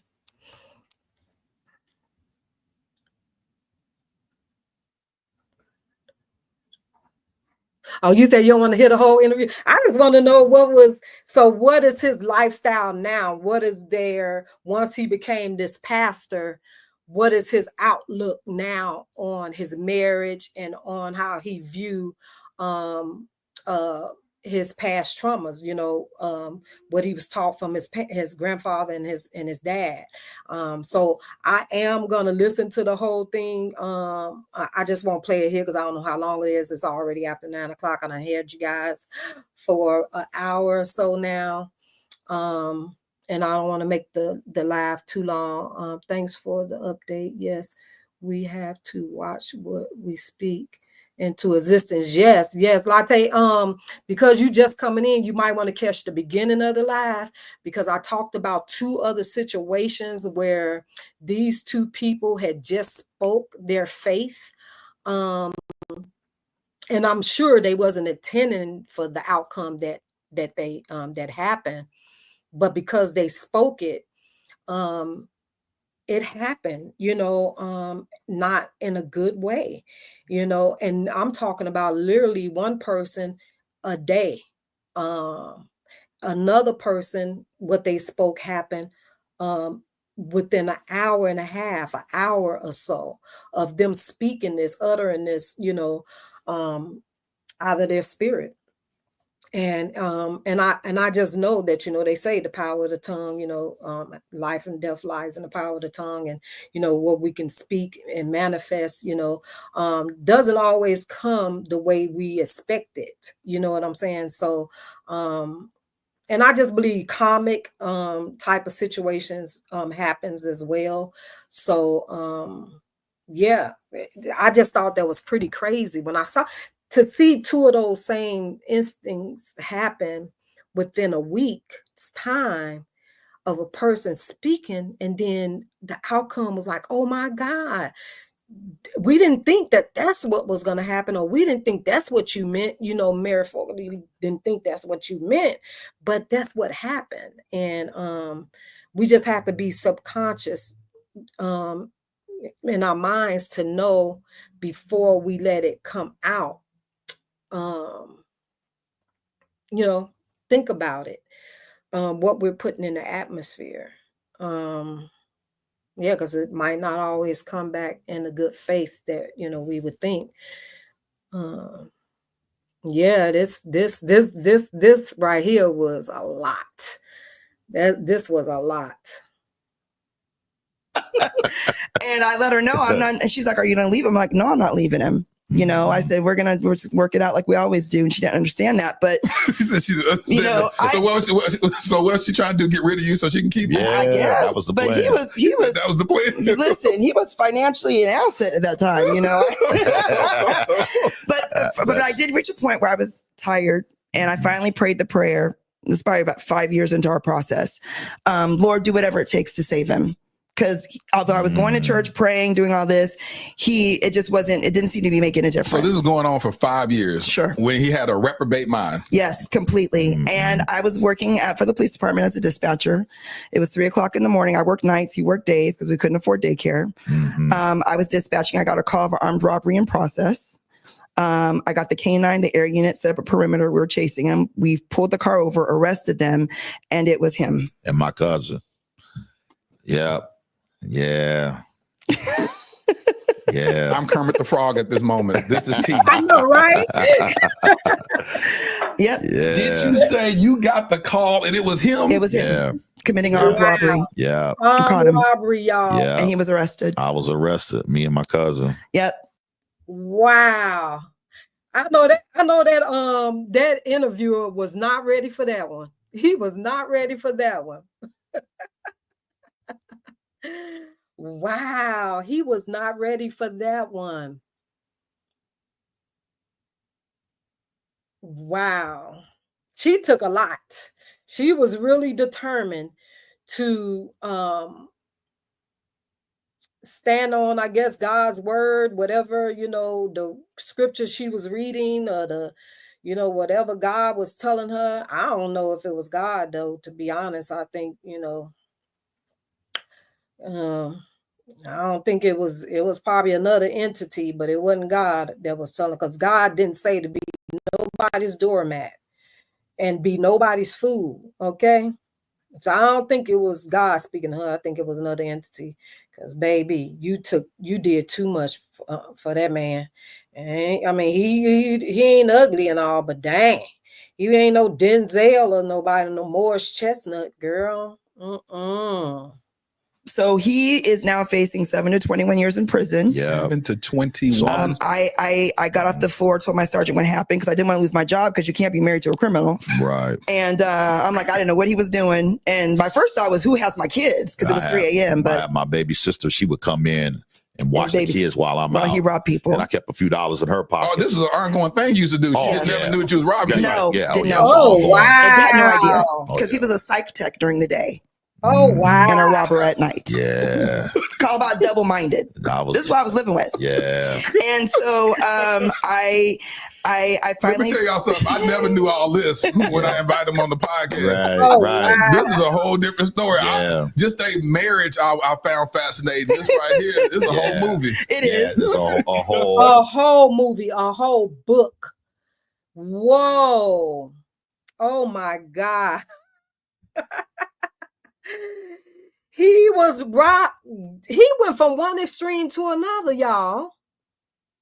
Okay, I'm chosen. Thank you for coming in, boo-boo. he went from one extreme to the other. He really sent this lady through it. This man was a hoe and a stick-up man. He was a hoe and a stick-up man. For the love of Jesus. For the love of Jesus. Ooh. Child, this was an interesting interview, y'all. Unbelievable. Kind of play it to the end now. Good Lord. So he was in jail for 3 days. You can take it. And then during that day 3, I was on the top bunk. I said, Lord, if you get me out of this, I'll serve you. I had a Bible in my hand. I'm reading the Bible. 3 seconds later, they said, still roll up over the intercom. And I looked at my bunkie. He was down under me. And I said, hey, man, did they say still? He said, I think so. So I go up to the front and they say, yeah, you've been bonded out. And I'm like, really? They're like, yeah, you've been bonded out. So when I got out in the parking lot, I saw my wife out there and my mom and dad. I looked at my dad. I said, I'm ready to be a preacher. Yes, you were. You done did all the humdinging, being a hoodlum. Now you want to be a Lord Jesus, y'all. I can't. This was an interesting interview, I swear. It was very entertaining. Very entertaining, I must say myself. I am gonna finish listening to it because I just want to know what the outcome is, and what other interesting shockers that they're gonna say. Because even the interview guy, he like, what? Wait a minute. Hold up, I wasn't prepared. So that tells you it was interesting. That they are an interesting couple. Hopefully they'll write a book about their life, because memoir or something. Because Jesus, that was a lot. I guess everybody is built for it. My head goes off to her because it couldn't have been me. I just can't, even with my situation, with me being a mother of a child with a daughter with disability, that consumes a lot of my time and, limits me from being able to do a lot of things that, a lot of people are able to do, travel and all that stuff.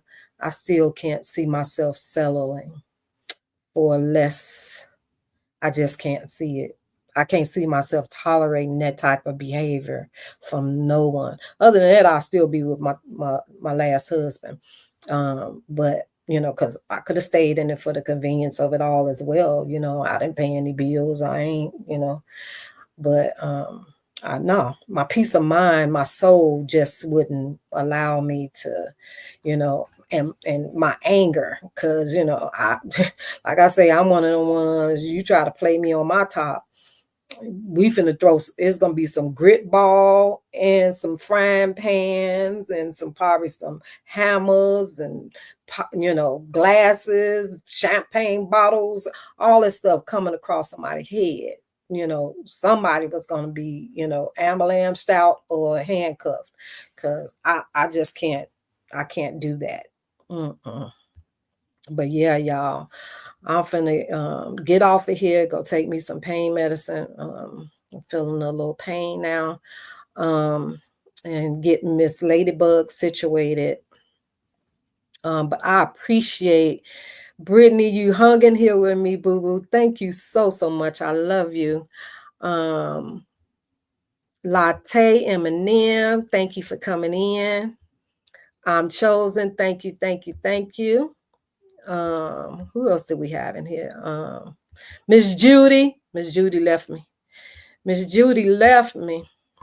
She was the first one in here though, but I thank y'all. At least, it gives me somebody that I can talk to, dialogue with, and throw my questions off of. I hate coming online doing lives. It's very, discouraging to, try to get better at this and and even wanting to do it and get better, to come on and not have no one in the chat to talk to get your perspective and your view on what I'm trying to discuss, because there's a lot of stuff going on. There's a lot of stuff I would want to come on and talk about and share and get your thoughts on it, like the Shannon Sharpe stuff, which is another hot topic, because baby, I wanted to come on and do, Wendy Williams updates, but I'd be kind of discouraged because I don't want to come on and I'm talking to myself,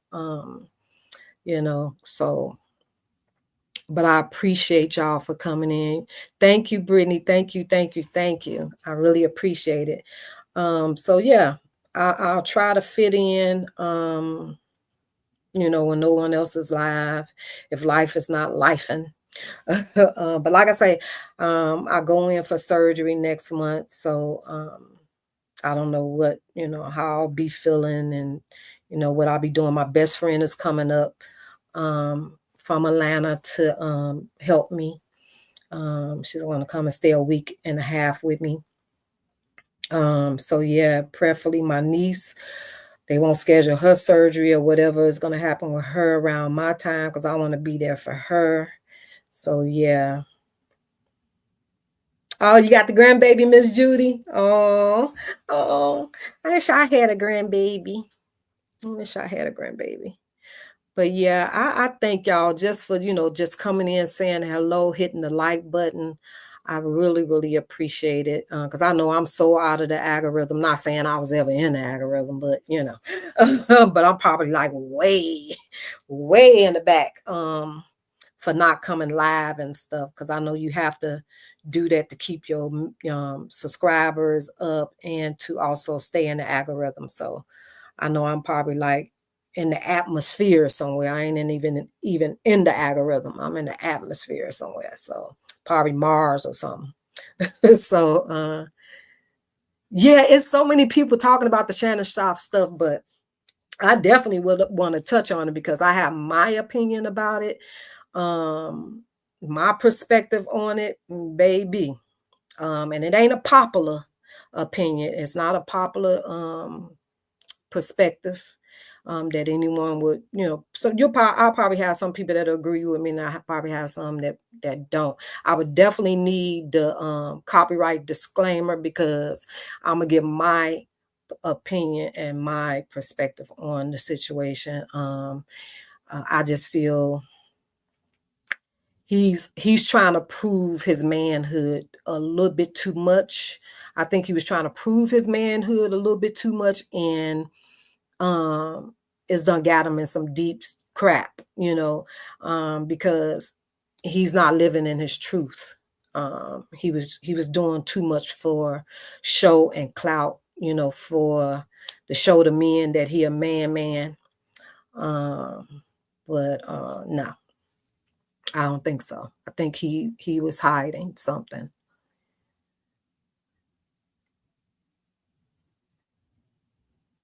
Oh, he's 10, Miss Judy. But that's a blessing, Miss Judy, to have grandbabies and grandkids. I only had one child, so her took sick at 17, so I didn't get the grandbaby. I wished. It would be rotten, just like my daughter was. She was so rotten. I used to tell her all the time, "You so rotten, you stink." But the grandbaby would have been rotten too. I love spoiling kids and people. I love spoiling kids. Love.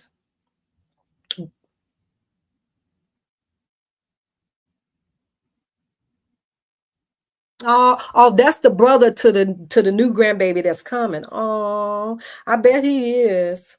That's good too, because sometimes they be jealous. If he was the only child for a while and a new baby come in, they be jealous.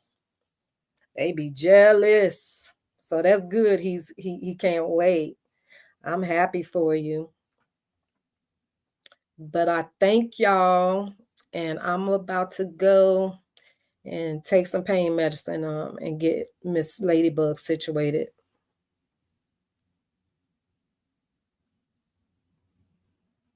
Well, Miss Judy, a lot of these kids are really healthy kids nowadays.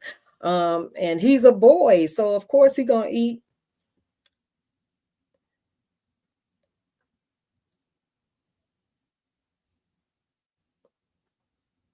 Who is little man, Latte?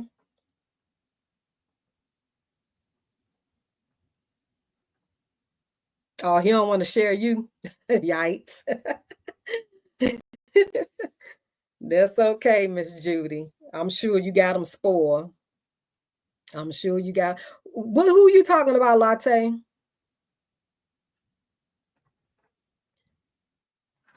They need to leave little man alone. You talking about Shannon Sharp? That ain't no little man.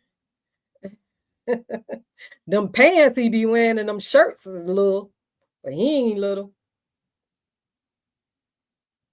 Oh, the baby that miss. Oh, yeah. I know she's excited. Yeah, yeah. Yep, they can eat, baby. My little nephew, he came to visit me when I was living in Atlanta. When he was about, I think he was about 7, 8-ish or somewhere in there.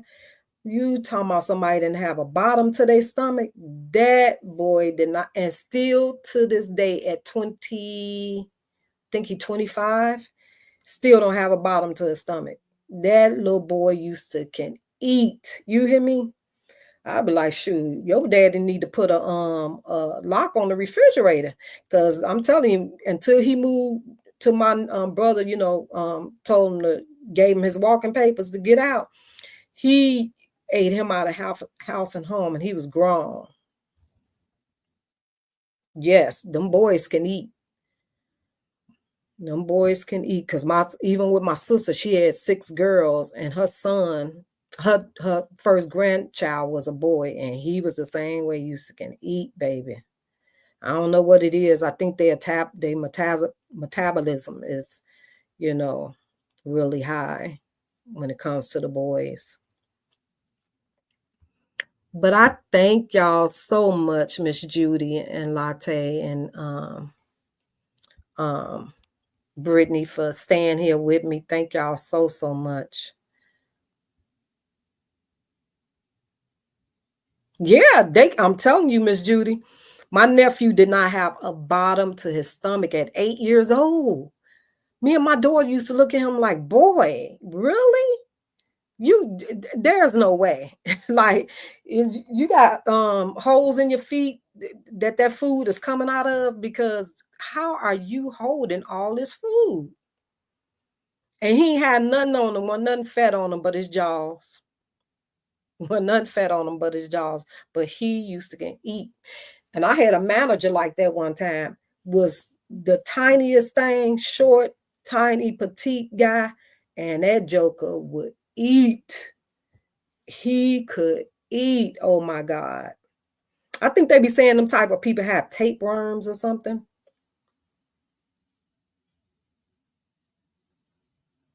I'm gonna try to set it.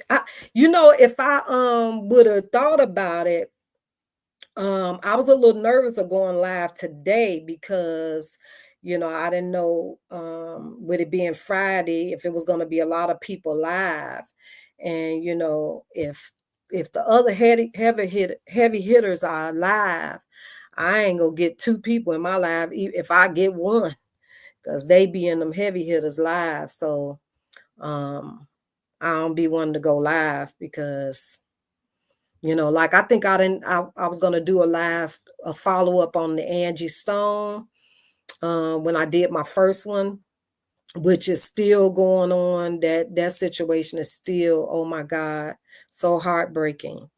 And I wanted to do a follow-up on it's still in my archives of my YouTube. I didn't go live with it because I couldn't get in. I couldn't get a time to get in nowhere, because so many people were going live. So I never did go. I just left it. So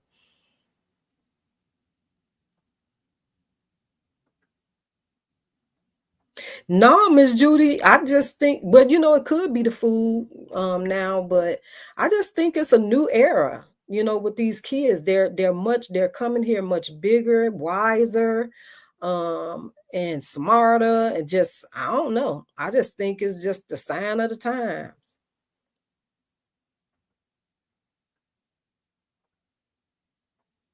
Okay, Latte. That's cool. But you know what? It's kind of hard to because I remember, you know, even when I wouldn't go live and I'm trying to support the content creators, um the ones that I support, and they will all be live sometime at the same time. Girl, I'm bouncing backwards and forward. But I think too, I will watch some on my laptop and then I will watch one on my phone, but bouncing backwards and forward. But then you be like, one of them like really, really going in, and you trying to, you know, get the good scoop on what they talking about. You be done missed the whole 20-30 minutes of the other content creators. So it's kind of still hard. You still have to catch their replays. I even thought about doing night times, but I see sometimes you have people that's go late, because I was going to go live actually, was it a couple of days ago? I was going to go, matter of fact, I did. I clicked on my live, and before I went on, I always try to look and see who's going to go live. If they got a live schedule or whatever, I'll try to go to the heavy hitters channels and see. And nobody was going live. Nobody had a live schedule. I went live, and I can't even remember what it was I was getting ready to talk about. It was something juicy. And I logged on and I waited. I played the music and everything, and nobody came in. I seen maybe one or two people clicked on and they clicked off. And so I was like, well, shoot, ain't no sense of me staying on. So I ended the live and deleted it. And when I went back on YouTube, I saw D-Ham was live.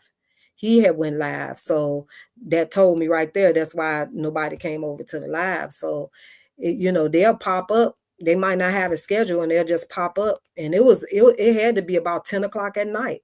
It was about 9 or 10 o'clock.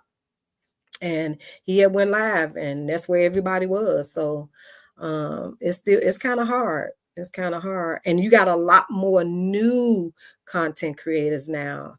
You know, at first it was maybe about 6 heavy hitters, but now you got new content creators, you know, that's going live now too, you know, and a lot of people want to hear about the sector. They don't want to hear nothing else if it's not about the sector. If it's not about the, you know, what the beef or the, you know, the true stuff.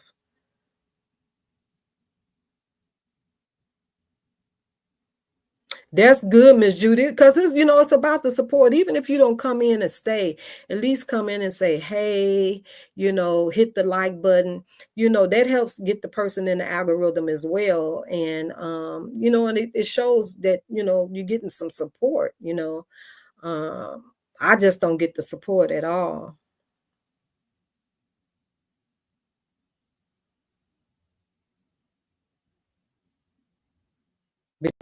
Between 12 and 3, nor a lot are in live. 5 or 6 seems to be slower. Maybe go live on the weekends. Yeah, Miss. Yeah, but it don't matter, Brittany. I've tried it all. I've tried to go midday before. I've tried to go at nighttime, because I figured, you know, everybody is, you know, not gonna go at night. Then you have people that would go. I done even seen a few times where Lupac was live late, and I was like, what, Lupac this late at night? You know, but she was live 9 or 10 o'clock. Latte, I done seen quite. I know Upper used to go live a lot at nighttime too, but I haven't seen her do that in a while.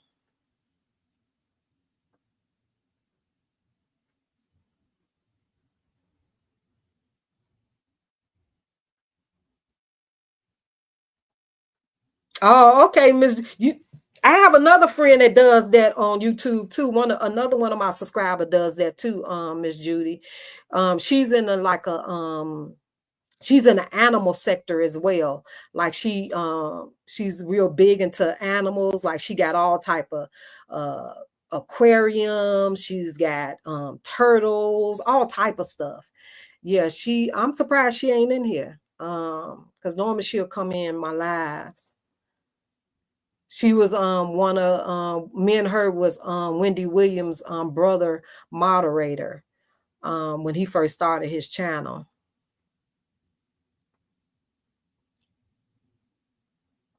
Yeah, Latte, you should.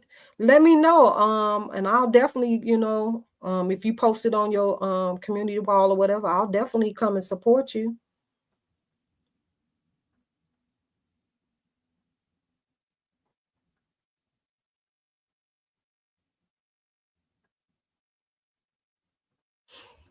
Who is Tabby? Is she a new content creator?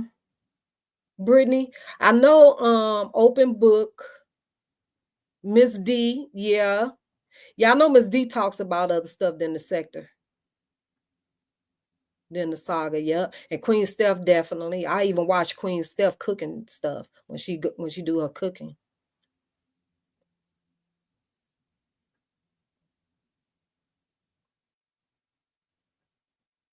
Yeah, that's true, Latte. It's just that I don't like talking to myself. I don't want to come on to present something and I'm just talking to myself. I don't have nobody to bounce off what I'm talking about. That's the only problem. It's not fun because you're talking to yourself. I have nobody to bounce off. Like we was going back and forth about the young lady and giving our, opinion about it. That's the interacting that I like. I don't like to come on and not have anybody to interact with.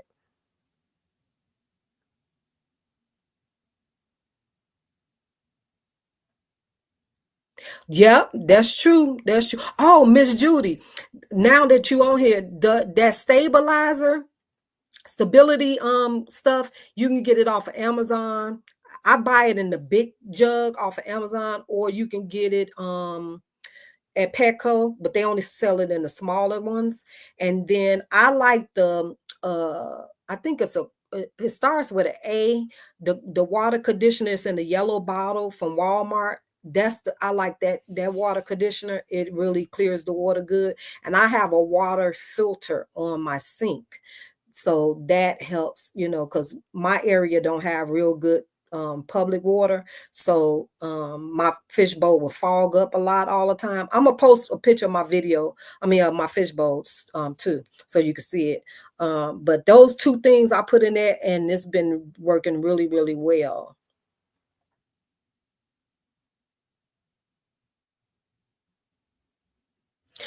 I be wanting to do blogs and shorts and stuff a lot, Latte, but I haven't really learned how to edit and stuff yet.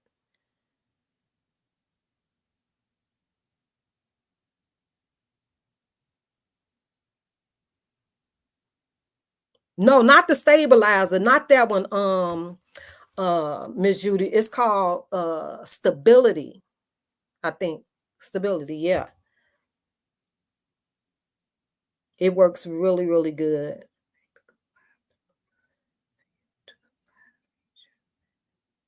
I tried that too, Latte. That don't work either. I done did it from my phone straight through YouTube. I don't know. I think because I'm not in the algorithm.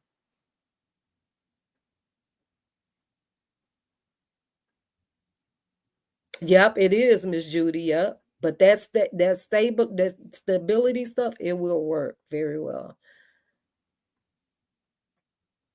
Just don't over put it in there.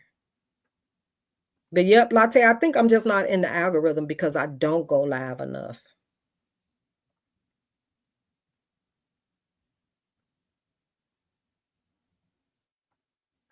Yep, and I noticed that too, Miss Judy. When I did go live, I had got some people. Matter of fact, when I went live one time on my phone, I got somebody all the way from another country that came in on the live. Yep. Mm-hmm. Yeah, see, that'd be my thing. I don't know how to edit.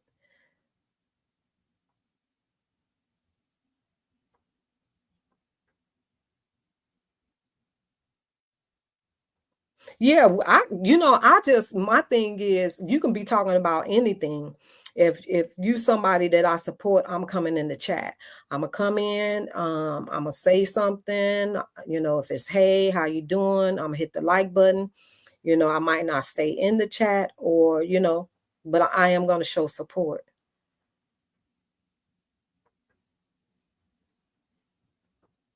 Yeah, I have both of those, Latte, but I still haven't figured out how to do the film and edit. Like I would do more blogs of, my daily things with my daughter, but I don't want to put, it straight on there without editing it.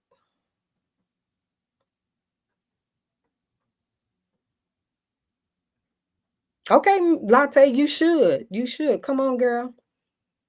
We need some more content other than the saga news, the saga and the beef stuff. That stuff is so I don't know. That stuff is draining.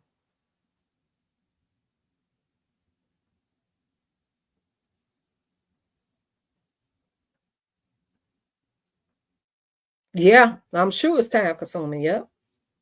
Yep. And it takes a lot to do it. But I know, I guess if but see, she be putting a lot of stuff together, like a lot of the receipts and the clips and the situations together. So of course, to build a whole video, I'm sure it would take a lot, because I don't know how long the video is supposed to be.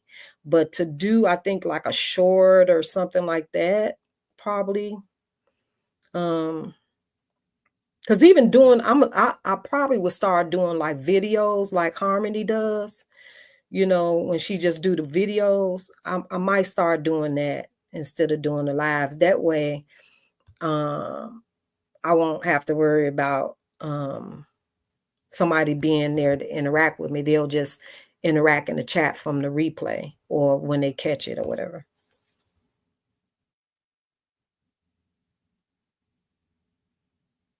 Okay. Yep. Yeah, because the saga is dead. All you see now is it's just done got past from what it was supposed to be about. It's more beefing. Every time you come on, is somebody beefing with somebody.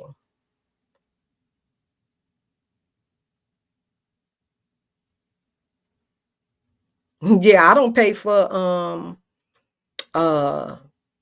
what is it? StreamYard. I still use the free one on that, but I pay for YouTube because I watch it at home with other stuff like movies and music. When I play music for my daughter, I don't be wanting the commercials. Oh yeah, I don't blame you. You see, I don't discuss it on my channel. Nope. Which is another reason why I know I don't have the support either, because a lot of these subscribers, they came in, and the supporters, they came into the saga, and so that's what they want to hear.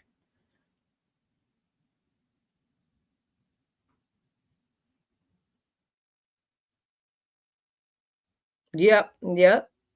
And you're only going to get a few likes and a few views on it, Miss Judy. That's just reality. If you ain't talking about drama or beefing or talking about, Brianna or whatever, you ain't gonna get no views. It's only a few content creators or the heavy hitters that get views if they just come on and talk about, something else, or just come on to just chat. They'll get the people in the chats. Like Am, she'll get them if she, come on to just talk. She'll get a lot of people in. I think Retta is another one.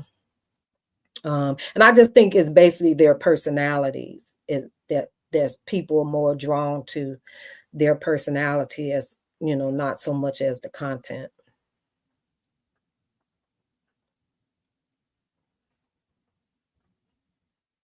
But I ain't seen Queen Steph live in a while. I don't know if she's still dealing with the shenanigans of that TPO or not, but I haven't seen her live.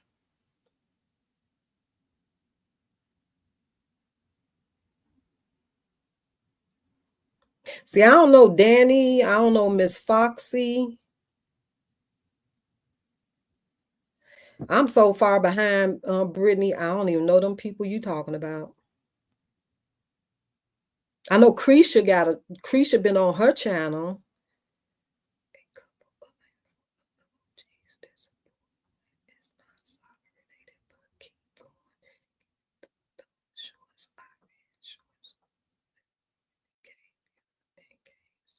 Okay, Miss Judy. I'm gonna get better, but when I got this diagnosis and stuff, I was already trying to, pick up on, doing different stuff and learning. And then, already in the midst of my daughter dealing with her situation and stuff, she done had a couple of hospital trips and stuff. Then boom, my situation. Then boom, my niece situation. And I was running backwards and forth, going to see her and all that stuff. I was with her yesterday, actually. She can't drive anymore, and she was tired of staying in the house, so I went and got her, picked up, and she came over here for a while. Then we went to a couple of stores, and then I took her back home.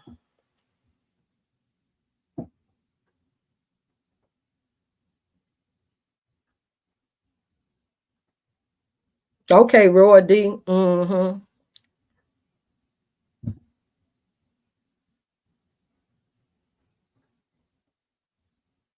Okay, Miss Judy.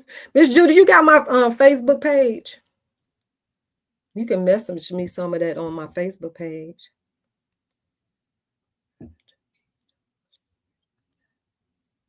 Oh yeah, Retta stories are nice. She has the voice and the niche for that. That's what I would do. If I was able to do that type of stuff, if I'd have thought about that, I would do that. That's really unique what Retta did with the story time. That was a unique idea. If she do that, if she would only do that, she would do really, really well. She would pull in a lot of people because that's really, really unique. That was a great idea. I guess just finding the niche too. Finding the niche, just not being all over the place, but kind of, do a little this and a little that, but have a niche, one niche, I think is it. But I just love coming on talking. I love to talk, and I love to, just, share some of the content and stuff, and just get used to, doing the content, playing the content and breaking it down and, discussing it. I just got to get used to that. But I can come on here all day and talk to y'all just about life and just every day.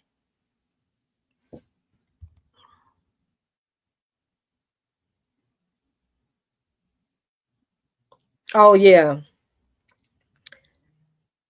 What I did on my first live, it's kind of hard to kind of film, all the time, as far as the doctor's appointments and stuff, because, they don't be wanting you to film or record. So that's kind of, HIPAA privacy or something, HIPAA part.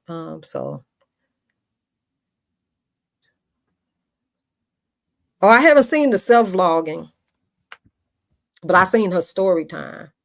I don't really see a lot of the content creators don't come up on my For You either. They don't come up. I would have to literally go to their page. And I think Retta is one of them. I would have to literally go to Retta's page.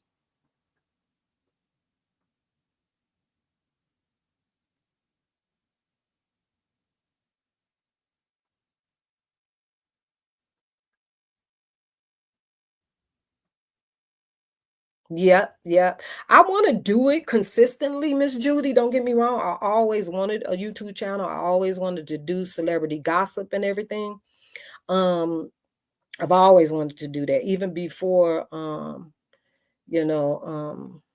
came back to Illinois from Atlanta. But it's just, the time, you look up and the time has passed you up. It's just not enough hours in the day.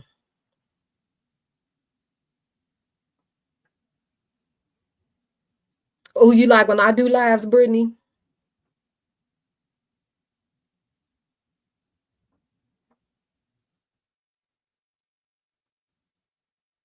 Yep, they don't play that in them doctor's office and stuff like that. They don't want you filming. So it's kind of hard to do that.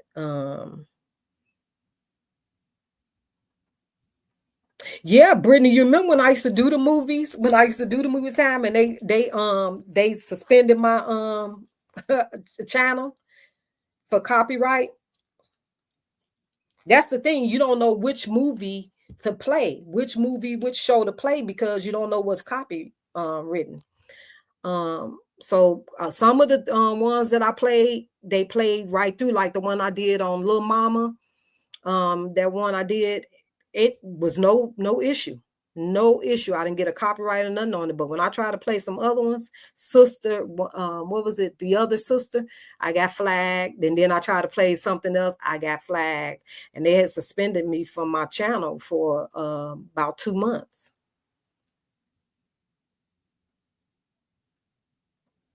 Yeah, these days are shorter. You can't tell me they ain't did nothing on that moon. Because I'm telling you, these days are not lasting. The seasons are not even lasting, Miss Judy. The season are not even lasting. I remember when I was in school, back when I was in school, you know, which was 50 some, you know, not 50 some years ago, but you know, but yeah, basically about 40 some, almost 50 years. Back when I was in elementary school and stuff, we couldn't wait to go back to school because the summers were so long. Now I feel so bad for the kids because they get out of school and they right back so fast. I be like, dang, did they have polar things? They ain't have a vacation at all, because it goes by. So these seasons are not lasting like they used to at all. So they done changed the clock or something up there.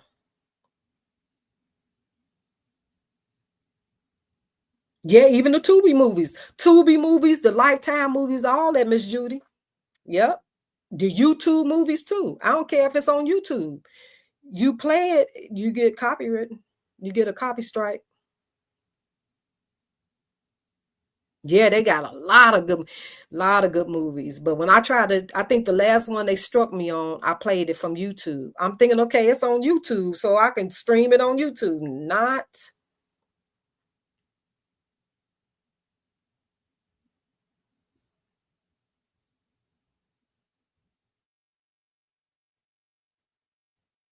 Okay, the Meta glasses. Right, I know, right?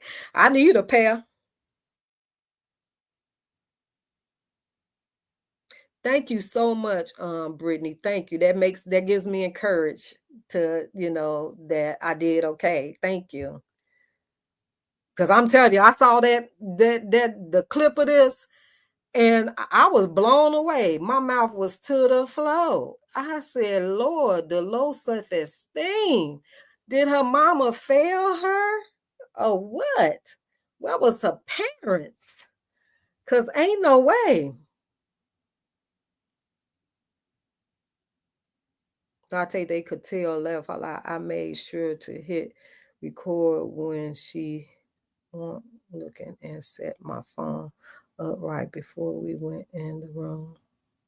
But see, I don't want just the conversation. If I'm a film, I want to be able to film what's going on. Hey, you know, like sometimes when I take a picture of my daughter, you know, when I have to take her to the emergency room, I'll take a picture and I'll post it and saying, this is what our night is consist of, or this is what my Sunday is consist of. Like when I took her to the ER a couple of weeks ago, where they jacked up my baby hand. Ooh, I was so mad. Her hand just not getting better, y'all. I don't know what they hit in her hand with that needle.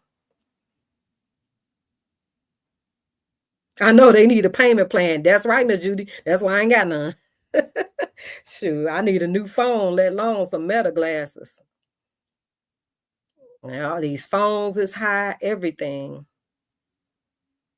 But yeah, I'll be wanting to just film your journey. I don't want to just, because I know like with Betty Red, she put out the recording of her, you know, journey of her test results and her talking to the doctor.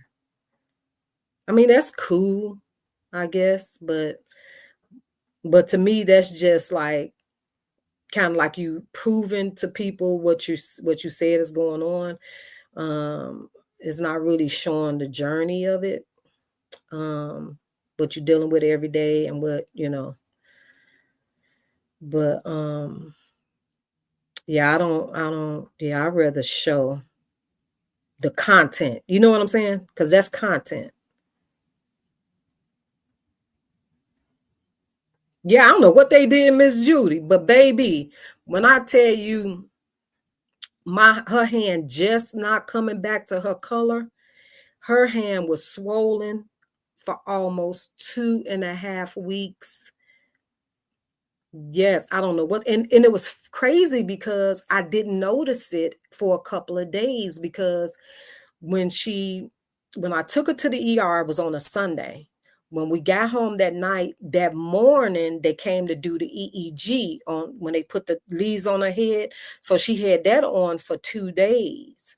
So I wasn't really moving her around. She stayed, in the bed because normally I'll sit her up in a chair and stuff like that. But she stayed, stabilized in her bed. So I didn't really, see that right side because her right side is like where the wall is. So I'm on her left side. And so I didn't notice it. And when I took the leads off that morning and she had to go to the doctor that day is when I noticed it. And I was livid. I'm like, what did they hit? What did they do? And I kept telling that nurse, look, this is how you have to do it because she's a hard poke. You can't, you have to warm up her hands and all type of stuff to, get her veins to come up. And she didn't want to listen.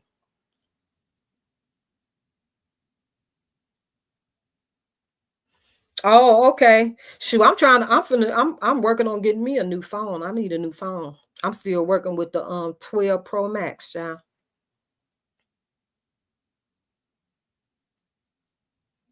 Oh, okay, Miss. Okay, Latte. That's what I'm talking about. Dr. Kim. Who is Dr. Kim, Brittany? You giving me some more people to watch? Dr. Kim.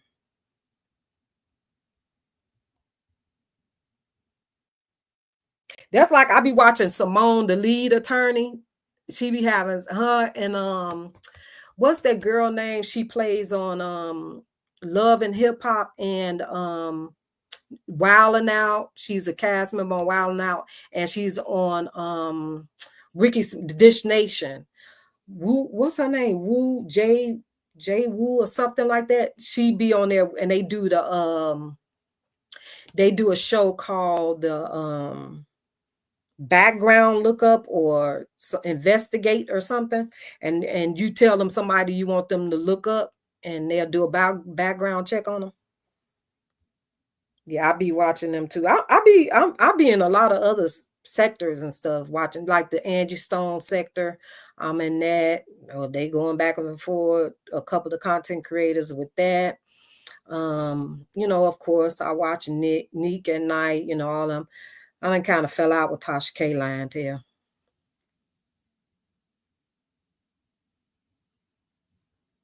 Yeah, I know. But that was a crazy situation, Miss Judy. But yeah. Yeah, I was on Tasha K Live one time, and I mentioned to her a couple of weeks ago about that scamming Dr. Sabi's son that was on her platform. Of course, she took up for him, of course, and then she was supposed to get back with me, but that didn't happen. So I'm with my nephew. He said they probably was in on it together. Who knows? But she didn't get back to me. Just like she never answered my emails before I did my live. But I'm still trying to get my subscribers up too, y'all. I've been sitting at 400 forever. Ever. 400.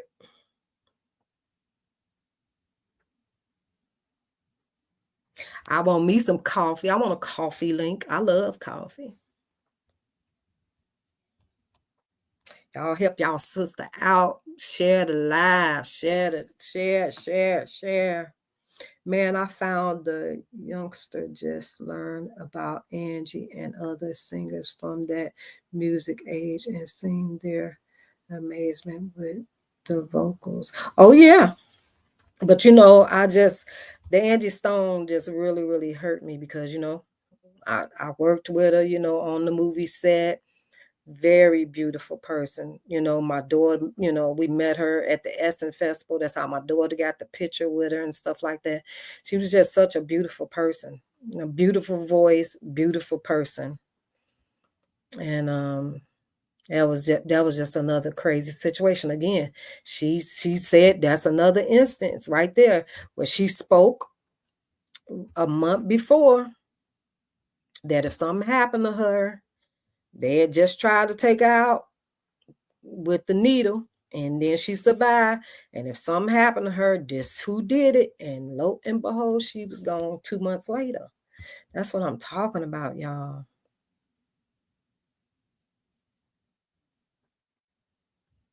I thought you had to have a certain amount of subscribers for that, Miss Judy. You don't have to have a certain amount of subscribers to do the coffee link.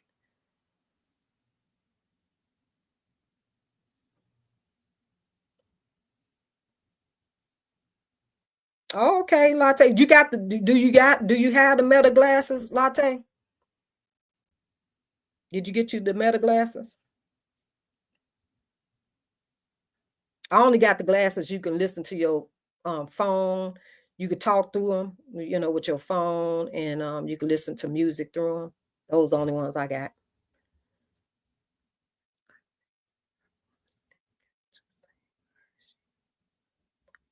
Oh, for real, Miss Judy? That is awesome. That is awesome, Miss Judy. You be at them concerts, girl, though. You get them concerts. And you like one of my friends that I ran into the other day. When I tell you, she don't do nothing else. She traveling, and she at some concerts, baby. She stay at a concert. She don't let no grass grow up under her feet. You hear me?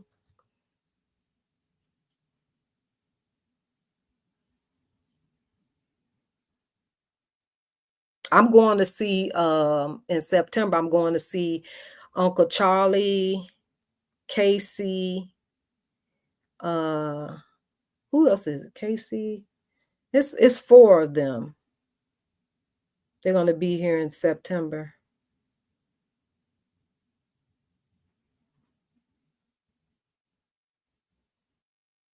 Yep.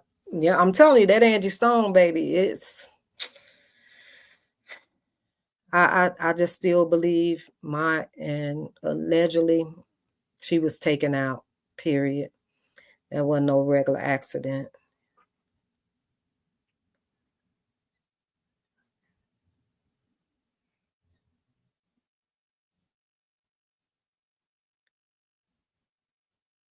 Oh, for real? Okay, Miss Judy. I didn't know that.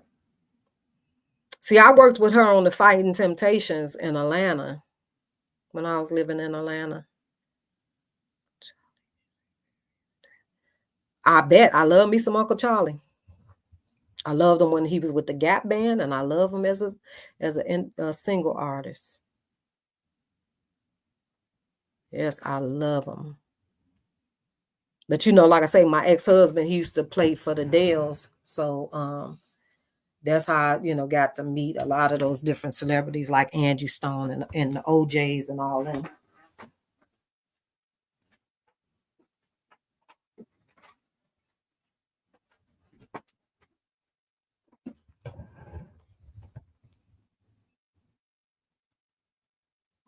But yeah, y'all.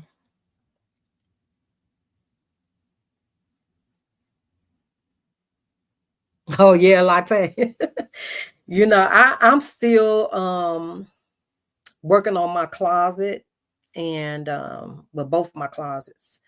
I'm still working on them, trying to get them organized. I just, changed out my hangers and stuff like that. So I'm trying to get it organized. It's just not enough time in the day. It's just too much, you know, in between doctor's appointments, my daughter and stuff, and just running, taking care of business and stuff. And it's just not enough time in the day. And I pinch at it every day. It's funny because when the daughter was singing, I told her to go listen and practice with Angie because of her range of vocal. She would easily learn. Oh, okay. So you and your daughter can sing, huh? My voice ain't as good as it used to be. It ain't as good as it used to be. You know, when you don't use them vocal cords, they will, you know. I don't know if they dry up, but they get rusty. You be thinking you singing, you like, oh my Lord, don't play it back. Oh, Brittany, when my daughter took sick, you know, Georgia was home for her. You know, so that's where all her friends and everybody is, you know, that's where she graduated from schools and stuff there.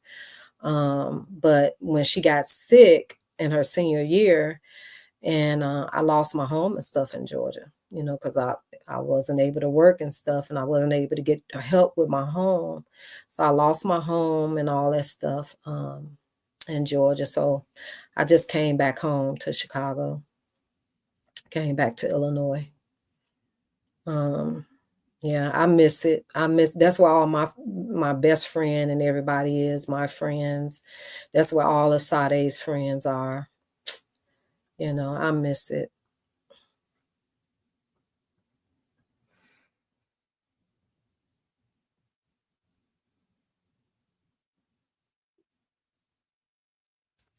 Oh, was she singing? What do you ask? What you talking about? If she was singing? Yeah, I know. He used to have her singing and stuff.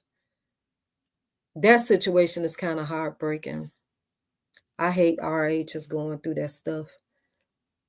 They won't get that man a break, and now his daughter, man.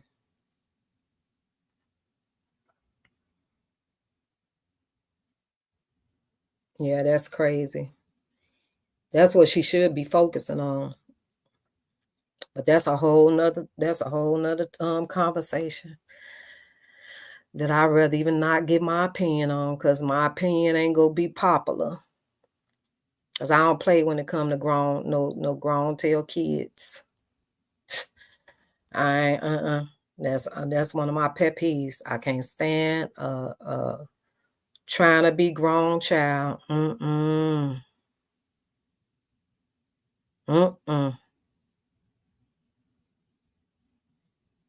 Yep, that's why I came back. I do not like Illinois. I do not like it. I don't live in the city of Chicago, but I do not like Illinois.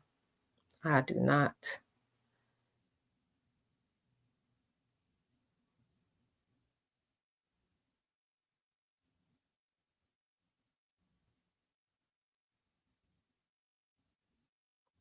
She sung with Angie Stone? I don't remember that one. I don't remember that one, Miss Judy. Was that something I missed? I don't remember that one. Yeah, she definitely still needed some work. She definitely still needed some work on singing. Miss Judy, let me tell you, I can't stand it. I do not like it. I do not like it. And I don't like the cold weather. I just never, even being born and raised in Chicago, I never got used to the weather. And I hate it. I hate this weather.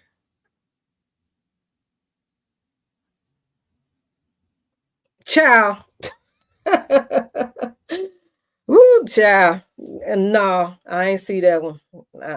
Girl, at this point, they need to let Cookie Monster run. They need to let Cookie Monster run for president. Because, honey, Elon Musk, and my opinion, Elon Musk is the president. Donald Trump is the assistant, is the vice president. Yeah, Brittany, that's that child. It couldn't have been me. Let me tell you. I'm gonna tell you the story about my daughter.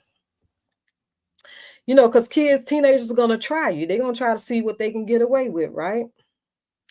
Oh, okay. Okay, Miss Judy. Yeah, my daughter was, matter of fact, it was a little bit before she took sick, actually, because she was 17. Yep, she was 17 years old. And you know, in Georgia, they consider you grown at 17. So why? I don't know, because they can't even buy cigarettes, they can't even vote. So why y'all saying these kids is grown at 17? Make that make sense, right? So my daughter, you know, trying to be like her little friends, you know, she was the only child. So my daughter used to try to, you know, fit in and stuff like that. And she had a lot of her friends, they was dating at 15 and 16. And so she called herself wanting to date this boy that looked like Lil Wayne, because that was who she loved, Lil Wayne at the time. And so his name was Kevin. And he was short, little, petite like Lil Wayne. And so she called herself dating him. And so, of course, I had this devilish girl that I let come and stay with me. She said she didn't have a place to stay. I, you know, let her come and stay with me, right? And so it was like sleeping with the enemy. The girl was literally the devil. You hear me? That's why you have to watch who you let in your house, okay? She was literally the devil, because she caused nothing but chaos and confusion in my house. I would come home from work, and it was to the point where my niece that was living with me, her and the girl was putting her and Sade against each other. You know, Sade just was acting out and just doing stuff, right? And so, and remind you, this girl is from New Orleans, right? And y'all know what the people in New Orleans be doing, right?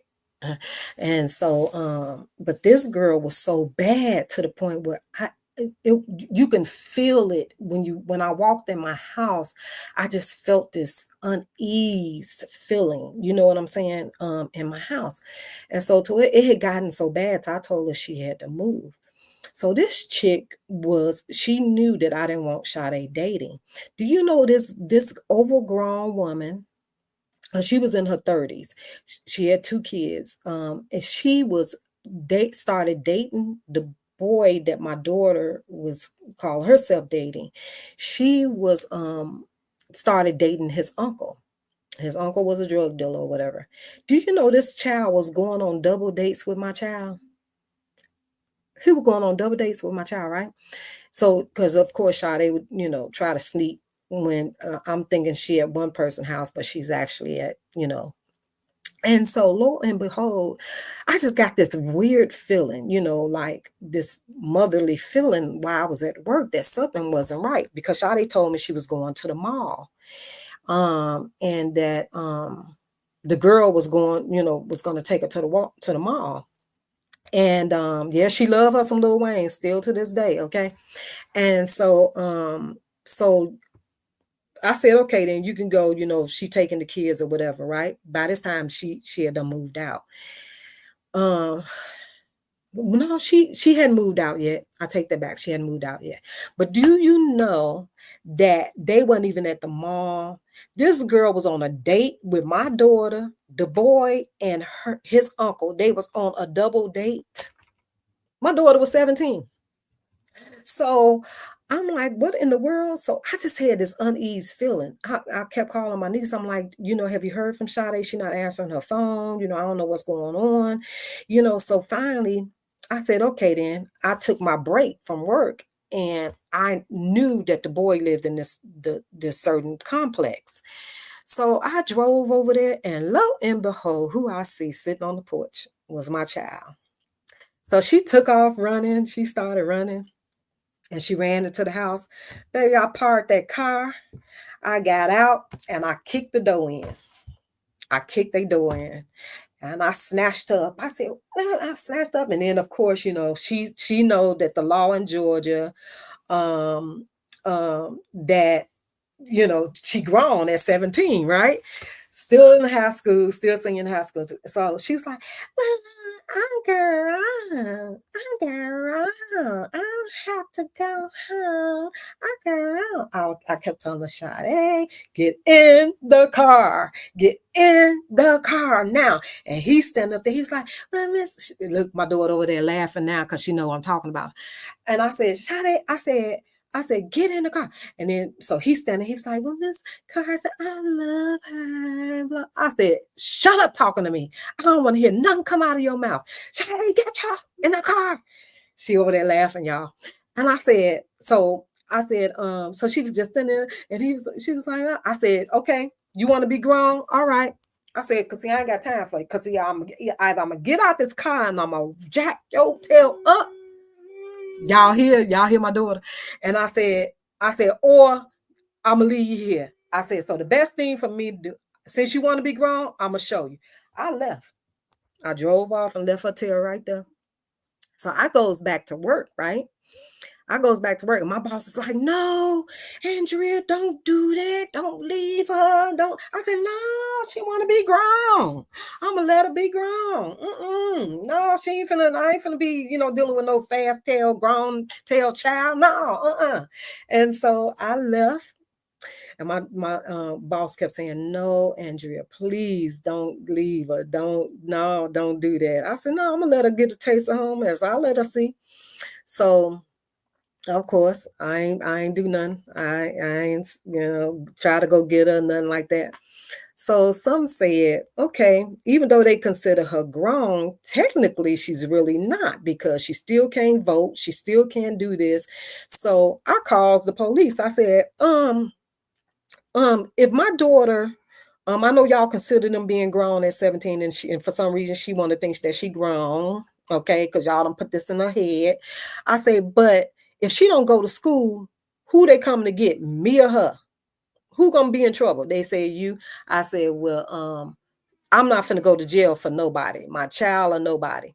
So the police said, call her. He told me, he said, call her. So I called her, and she picks up, and the police said, Mr. Stevens. And he was like, I'm gonna need for you. Your mama told me what's going on. He said, I'm gonna need for you to get home right now. If you ain't home in 10 minutes, you going to jail. I don't know how she got home, but Sister Kate got home quick. She got home so fast. Because he said, if you ain't home in 10 minutes, you going to jail.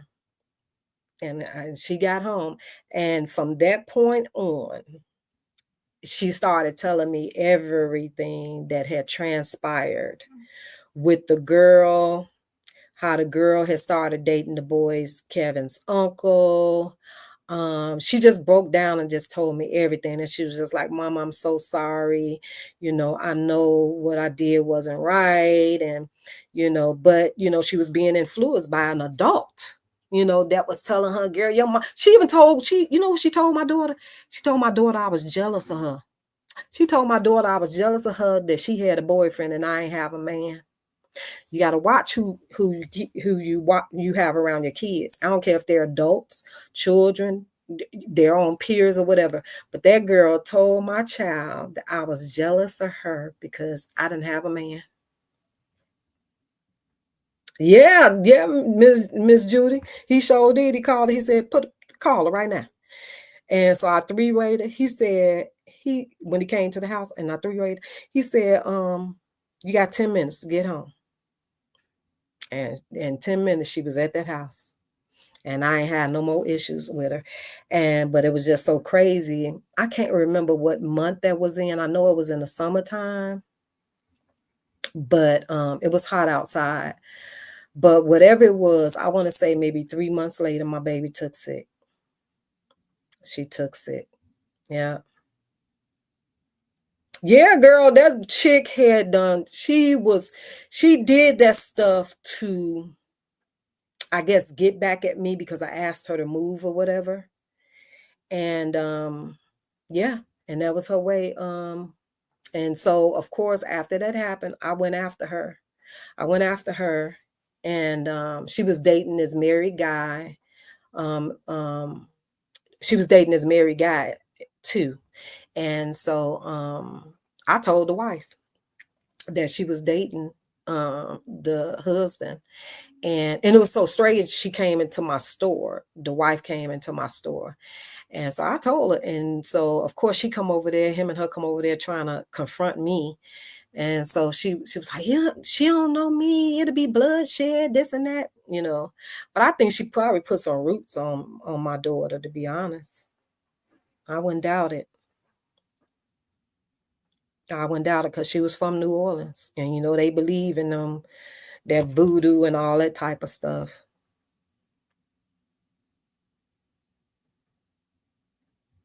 Yep, he sure did. I'm telling you, he was like, what? I said, yeah. I said, she told me she was grown because George got her thinking she grown. But yep, and then after that, she got sick.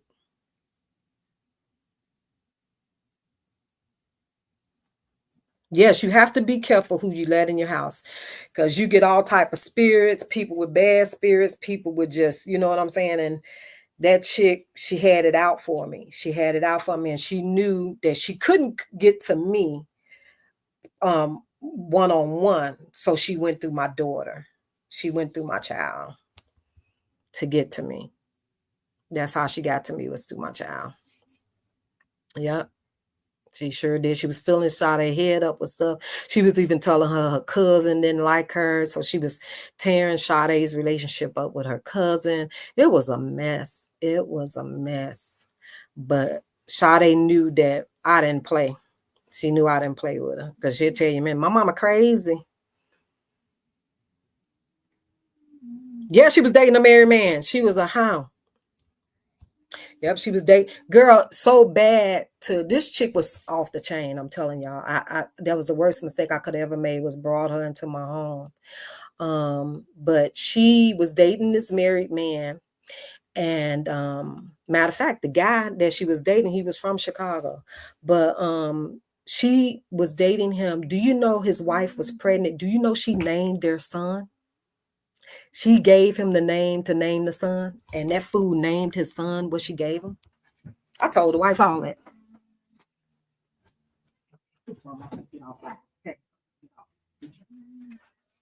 Yep, she sure did. She gave the man the son name. That girl was crazy.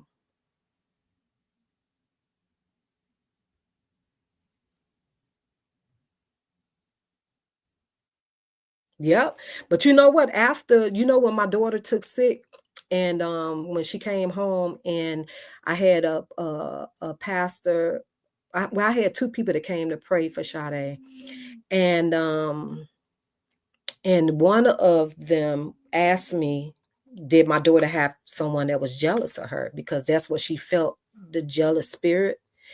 And I said, yeah, she had quite a few people. But I believe it was the girl, because they said what happened to her was done. Yep. So,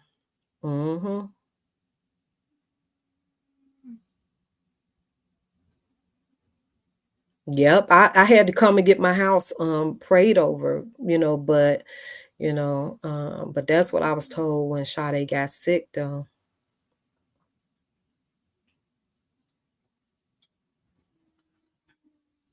Shoot, my ex-husband left me for the side chick. He sure did. He left me for the side chick. So, not my daughter's dad, but yeah. Oh, yeah. And you know what else is funny, y'all? I'm going to tell y'all something. How the universe works. Do you know one of the ladies that came to pray for Sade? Me and her actually went to see Benny Hinn, which that's how I found out he was a false prophet. Sade. But do you know the young lady?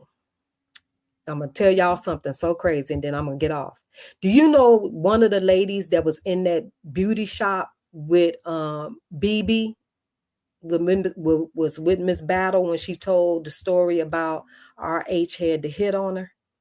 And one of the ladies that was in there, one of them ladies was the minister. She's supposed to be a prophet.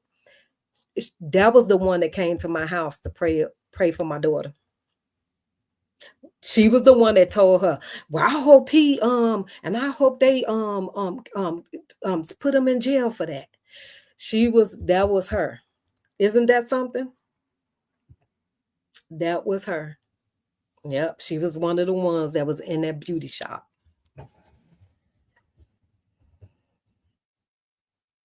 Just a little just a little gem that I dropped tonight, y'all. But yep, she was one of the ladies in that beauty shop. Isn't that something? Yep. Which I say another thing, like you have to watch who prays for you. Yeah, I was told that to Miss Judy. I'm gonna tell a story time about that situation on one of my next lives. I'm gonna do a story time about that, about what was told to me and what I truly believe that really happened to my daughter. I'm gonna tell a story time on that. I'll do a story time about that. You'll be like, whoa, what? For real? Yep, I'm gonna do a story time about that. That gives me an idea to do a story time. But I'm gonna get off here because Miss Thing is talking to me, telling me yeah. And so it is 10:30. So yeah, I love y'all. I thank y'all. And yep, I'm gonna do a story time on it, Miss Judy. I'm gonna do a story time. I sure will. But yeah, you're gonna be like, what? No. But yeah, it's very interesting. Very interesting. I never well, some people know about it, but not too many people know about that story. But yeah, I'll talk to you ladies later. Love you guys. Mwah.